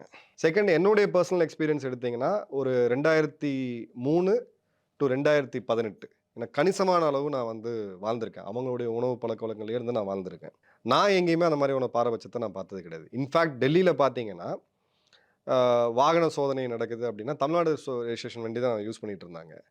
வாகன சோதனை வந்து தமிழ்நாடு விட்டுருவாங்க. ஒரு ஜென்ரலாக மக்கள் நல்லவங்கப்பா, சாதுவாக இருப்பாங்க, கொஞ்சம் சமத்தாக இருப்பாங்கன்னு அந்த வார்த்தையை அவங்க ஹிந்தியில் யூஸ் பண்ணுவாங்க, அச்சலோகம் அப்படின்னு சொல்லிட்டு. ஒரு எலிவேஷன் தான் கிடச்சிருக்கு எனக்கு. எங்கேயுமே வந்து எனக்கு இருக்கும் ஜோக்ஸ் அடிக்கிறது வேறங்க. நான் அவனை சொல்லுவேன், அவன் என்ன சொல்லுவான். என் ஃப்ரெண்ட்ஸ் எனக்கு க்ளோஸ் 2 ஃப்ரெண்ட்ஸ் வந்து பஞ்சாபிஸ், 2 பேருமே சர்தார். நான் அவனை வந்து ரொம்ப மோசமாகவே நான் கிண்டல் பண்ணுவேன், அவன் என்னை வந்து கிண்டல் பண்ணுவான். அது பர்சனல் லெவலில் இருக்கே தவிர, நீங்கள் கண்ட்ரி லெவலில் பார்த்தீங்கன்னா இது வந்து 60களில் வேறு சுச்சுவேஷன் வந்துச்சு. ஒரு பேசிக் இது உண்டு, லா ஆஃப் டிமினிஷிங் ரிட்டர்ன்ஸ்ன்ட்டு. நீங்கள் ஒரே அரசியல் இஷ்யூவை நீங்கள் மீண்டும் மீண்டும் அடுத்த 10 எலெக்ஷனை நீங்கள் பேசி ஜெயிச்சலான்னு பார்த்தீங்கன்னா முடியாது. நம்ம பிரதமராக இருக்கட்டும், உள்துறை அமைச்சராக இருக்கட்டும், இந்தியாவினுடைய அனைத்து மொழிகளுமே தேசிய மொழின்னு அவங்க வந்து சொல்கிறாங்க. தொடர்ந்து பிரதமர் வந்து தமிழ் எங்கெல்லாம் போகிறாரோ அங்கெல்லாம் பெருமையாக பேசக்கூடிய விஷயம்லாம் நம்ம பார்க்குறோம். ஸோ தேசிய மொழின்றது இன்றைக்கி ஒன்று கிடையாது. அனைத்து மொழியும் நம்மளுடைய தேசிய மொழி தான். ஒன்றுன்னு இந்திரா காந்தி டைமில் ஹிந்தி எப்படியாவது திணிக்கணும் அப்படின்னு முயற்சி பண்ணாங்க. பட் அது ஃபெயிலியர் ஆகிடுச்சு, பேக் ஃபயர் ஆகிடுச்சு. தமிழ்நாட்டில் போராட்டம்லாம் வந்திருக்கு. ஆனால் ஒரு நாடாக ஒரு இணைப்பு மொழியினுடைய அத்தியாவசியம் எவ்வளவு இருக்குது? அது தற்பொழுது கண்டிப்பாக ஹிந்தியாக தான் இருக்கும். ஒருவேளை வருங்காலத்தில் தமிழாக மாறணும்னா என்ன மாதிரி முயற்சிகள்லாம் தமிழ்நாடு அரசு எடுக்கணும்? நேரு அவர்களுடைய காலத்திலே இந்த இது இருந்துச்சு, இணைக்கக்கூடியது. இவ்வளோ மொழி வச்சு எப்படி கம்யூனிகேட் பண்ணுவோம்? இன்னைக்குலேயே இருக்குது, டிரான்ஸ்லேஷன் இருக்குது. இங்கிலீஷே இன்னைக்கு நிறைய பேருக்கு தெரியாது. ஒரு கிராமத்திலே 2-3 பேர் தான் இங்கிலீஷ் தெரியும். சைனா இந்த ப்ராசஸை வந்து ஹோமோஜனைசேஷன் ப்ராசஸை 1940 ஆரம்பித்தாங்க. நல்லா கவனிங்க, அதை தான் நம்ம ரெப்ளிகேட் பண்ண ட்ரை பண்ணோம். அந்த கோர்ஸில் என்ன ஆச்சு, இப்போ நீங்கள் பார்க்கக்கூடிய சைனா வந்து ஹேண்ட் சைனீஸ், மஞ்சூரியன்ஸ் இருந்தாங்க. ஆமாம், நிறைய பேர் இருக்காங்க. அவங்க எல்லாமே அந்த மங்கோல்ஸ் இருந்தாங்க. அது மாதிரி மொத்தம் ஒரு 200க்கும் அதிகமான மொழிகள் இருந்துச்சு சைனாவில். அது மேண்ட்ரின் கிடையாது. ஆனால் அவங்க ஸ்டாண்டர்டைஸ் பண்ணிட்டாங்க. அதான் வந்து இவங்க ட்ரை பண்ணாங்க, பண்ணலை. இப்போ சைனா முழுக்க தாய்மொழி கல்வி அப்படின்றது ஒரே ஒரு மொழி தான். சில இடத்துல திபெத்தில் மட்டும் ப்ரொடெக்ட் பண்ணுறதுக்காக வச்சுருக்காங்க. திபெத்லேயுமே கொஞ்சம் கொஞ்சமாக அந்த மேண்ட்ரின்றது வந்துகிட்டு இருக்கு. ஹோமோஜனைஸ் பண்ணி முடிச்சிட்டாங்க. நீங்கள் இப்போ வந்து ஹோமோஜனைசேஷன் ஸ்டார்ட் பண்ண முடியாது. நீங்கள் பண்ணுறதுனா அந்த டைம்லேயே நீங்கள் பிரிட்டிஷ் டைம்லேயே இது பண்ணி வந்திருக்கணும். பிரிட்டிஷ் அந்த டிவைட் அண்ட் ரூலுக்காக தான் வச்சுருந்தாங்க. நீங்கள் 80ஸ்லேருந்தே பாருங்கள், சினிமாவை பாருங்கள். ஏன்னா திரும்ப என் சினிமா ரெஃபரன்ஸில் எடுக்கிறேன் அப்படின்னா பின்னி பிணைஞ்சு இருக்குது. தமிழ் வாத்தியார்னாலே ஒரு இழிச்சவாயன், தமிழ் வாத்தியார்னாவே ஒரு ஏளன பொருள், தமிழ் வாத்தியார்னா ஒன்றுமே இல்லாதவர். ஒருத்தர் வந்து சுத்த தமிழ் பேசுவார், தமிழ் வாத்தியார், சரிங்களா? அவரை வந்து கிளாஸில் கிண்டல் பண்ணுறது, நையாண்டி பண்ணுறது, இங்கிலீஷில் பேசுகிறது ஒரு சோஷியலாக எலிவேட்டட் ஸ்டேட்டஸ், சரிங்களா? இன்றைக்கி ப்ரோ அப்படின்றத அமெரிக்கன் வேர்டை நம்ம இன்றைக்கி எல்லாருமே யூஸ் பண்ணிக்கிட்டு இருக்கோம். கான்ஷியஸாக தமிழ் அழிஞ்சிட்டு இருக்குன்றதை நீங்கள் ரியலைஸ் பண்ணீங்களா? நீங்களும் பேசும்போதே ஒரு 10 வார்த்தையில் 2 வார்த்தை இங்கிலீஷ் வார்த்தை வருது, சரிங்களா? இன்றைக்கி இருக்கக்கூடிய ஜென்ரேஷனுக்கு இப்போ ஸ்டாட்டிஸ்டிக்ஸ் பார்த்தாலே தான் தெரியுது. அவங்க இங்கிலீஷில் கம்ஃபர்டபுளாக இருக்காங்க, இல்லை இங்கிலீஷ் தமிழ் மிக்ஸ் பண்ணி பேசுகிறாங்க. பியூர் அந்த எழுதக்கூடிய ஒரு ஆத்திச்சூடி இன்றைக்கி வந்து பார்த்தீங்கன்னா எத்தனை பேரால் படிக்க முடியும்னா முடியாது. ஸோ இது டேஞ்சரஸாக போயிட்டுருக்கு. நம்ம இதை ஃபஸ்ட்டு காப்பாற்றி ஆகணும். நீங்கள் எழுத்து வடிவம், கவிதை வடிவ தமிழை, பியூர் தமிழை வந்து நீங்கள் தமிழ் இன்ஸ்டியூட் இருக்குது, லிட்ரேச்சர் இன்ஸ்டியூட் இருக்குது, அவங்க ப்ரொடெக்ட் பண்ணுறது அது வேற. சொல்லாடல், நம்மளோட சொல்லாடலே மாறி போயிட்டுருக்கு இன்றைக்கி. இதை நம்ம ஃபஸ்ட்டு என்ஷூர் பண்ணாதான் நம்ம வேறு இடத்துக்கு நம்ம எடுத்துகிட்டு போக முடியும். தமிழ் பிரச்சார சபா இல்லை தமிழ் வளர்ப்பு இதுன்னு சொல்லி யாரும் ஆரம்பிக்கக்கூடாதுன்னு சொல்லி வேறு ஸ்டேட்டில் போய் ஆரம்பித்தா யாராவது தடையாக போடுறாங்க? கிடையாது. இன்றைக்கி நீங்கள் எங்கே ப்ரொமோட் பண்ணணும் அப்படின்னா, பீகாரில், அஸ்ஸாமில், வடகிழக்கு மாநிலங்களில், மகாராஷ்டிராவில் நீங்கள் ப்ரொமோட் பண்ணீங்க அப்படின்னா கல்ச்சரல் எக்ஸ்சேஞ்சு நமக்கு வந்து இவர் நண்பர் தானே பினராயி விஜயன், கேரளாவில் கூட முயற்சி பண்ணலாம். குஜராத்தில் பண்ணுங்க, குஜராத்தில் பண்ணலாம். ஏன் நீங்கள் இப்போ இதான் சொல்கிறீங்க? எங்கள் ஊர் சைடு வந்து பாருங்கள், உங்கள் சைடு வந்து பாருங்கள். அவங்களோட டே இன் டே அவுட் பிஸ்னஸே குஜராத் கூட தான். மிஷினரி வாங்குறது, மிஷினரி கொடுக்கறது, இங்கேருந்து எக்ஸ்போர்ட் பண்ணுறது, அங்கேருந்து இம்போர்ட் பண்ணுறது, இது எல்லாமே டீலிங் வச்சுட்டு இருக்காங்க. அந்த கம்பெனியில் ஒரு பையனை வேலைக்கு எடுக்கிறாங்க. ஏன்னா பையன் ஹிந்தி பேசுவாங்க, பையர்கிட்ட பேசிடுவாங்க, சேட்டுக்கிட்ட உட்காந்து பேசிடுவோம் அப்படின்ட்டு. ஏன் நம்மளே எல்லாரும் பேசிக்கலாமே? அல்ல அவங்க தமிழ் கற்றுக்கிட்டோமே? அவங்க கற்றுக்குறாங்க. எனக்கு தெரிஞ்சு அவங்க ஒரு தலைமுறை வந்து செட்டில் ஆனாங்கன்னா அவங்க எல்லா லாங்குவேஜும் கற்றுக்குறாங்க. அந்த இடத்துல வந்து நம்ம இதை ஒரு பாலிட்டிக்ஸ் இல்லாமல் இதை அப்படியே விட்டுட்டு இருந்தோம் அப்படின்னா எழுத்து வடிவ தமிழ் அப்படியே இருக்கும், சொல்லாடல் கண்டிப்பாக போயிருங்க. இது வந்து நீ கிராம லெவல்லே ப்ரோன்ற வேர்டெல்லாம் வந்துருச்சு இன்றைக்கி. ப்ராக்டிக்கலாக நான் சொல்கிறேன் உங்களுக்கு. ஸோ இன்றைக்கி ஜென்சிக்கு ஒரு 30 செகண்டில் தேசபக்தியை நீங்கள் எக்ஸ்பிளைன் பண்ணிட்டீங்கன்னா நம்ம நிகழ்ச்சி அதோட முடிச்சிடலாம். தேசபக்தி இல்லாத நாடு சர்வைவ் ஆகாது. ஆப்கானிஸ்தான் எடுத்துக்கங்க, உக்ரைன் இன்னைக்கு சர்வைவ் ஆகி நிற்குதுன்னா தேசபக்தி காரணம். ஆப்கானிஸ்தான் சர்வைவ் ஆகலை அப்படின்னா தேசபக்தி காரணம். 2வது, தேசத்தை குறை சொல்லாதீங்க, ரொம்ப தப்பு. நம்ம எங்கேருந்து வந்திருக்கோன்றத வரலாறு தெரியாமல் நம்ம வந்து குறை சொல்லக்கூடாது. உங்களுக்கு எல்லாமே இன்றைக்கி இருக்குது. தயவுசெய்து இந்த தேச அடுத்த கட்டத்தை எப்படி எடுத்துகிட்டு போகணும்னு நீங்கள் பாருங்கள். 3வது, சப்நேஷனலிசமில் மாட்டிக்காதீங்க, வேறு சித்தாந்தங்களை மாட்டிக்காதீங்க. சின்ன நாடுகள் அப்படின்றது பெரிய நாடுகள் விழுங்கிடும். இன்றைக்கி இலங்கை போன்ற நாடுகள் எல்லாமே, இன்றைக்கி சின்ன சின்ன நாடுகள் எல்லாமே இன்றைக்கி பெரிய நாடுகளோட ஆக்கிரமிப்பில் பயத்தில் இருக்கிறதுக்கு காரணமே அவங்க சைஸ் சின்னது. நம்ம எல்லாரும் ஒன்றா ஒரு ஃபேமிலியாக ஒரு பெரிய நாடாக இருக்கிற வரைக்கும் எவனும் நம்ம கிட்ட வர முடியாது. உங்களுடைய அந்த அரசியல் டயலாக்லாம் கேட்டு கேட்டு பிரிவினை, இது ஒரு தனிநாடு தனிநாடு அப்படின்னு நம்ம யோசித்தோம் அப்படின்னா, நம்ம வந்து ஏதாவது ஒன்று அமெரிக்காவோ இல்லை சைனாவோ அவங்களுடைய கைக்கூலியாக நம்ம வந்து மாறிடுவோம். ஸோ அந்த ஆபத்து இருக்குது. மிகப்பெரிய வளர்ச்சி நம்ம நாட்டுக்கு வந்து காத்துட்ருக்கு. அந்த வளர்ச்சிக்கு அடித்தளமாக இருக்க போகிறது நீங்கள் தான். உங்களுடைய ஒரே ஒரு ரெக்வெஸ்ட், பேச்சுரிமை உங்கள் எல்லாருக்குமே இருக்குது. சமூக வலைத்தளத்தை கொஞ்சம் ரெஸ்பான்சிபிளாக பயன்படுத்துங்க. உங்களோட பொன்னான நேரத்தை தந்து எங்களுடைய கேள்விகள் அனைத்திற்கும் பதிலளித்ததுக்கு மிக்க நன்றிங்க. நன்றி பிரதர். ஜெயஹிந்த். நேயர்களே, மற்றொரு அரட்டை வித் ஜனம் நிகழ்ச்சியில் சந்திப்போம். நன்றி, வணக்கம், ஜெய்ஹிந்த்.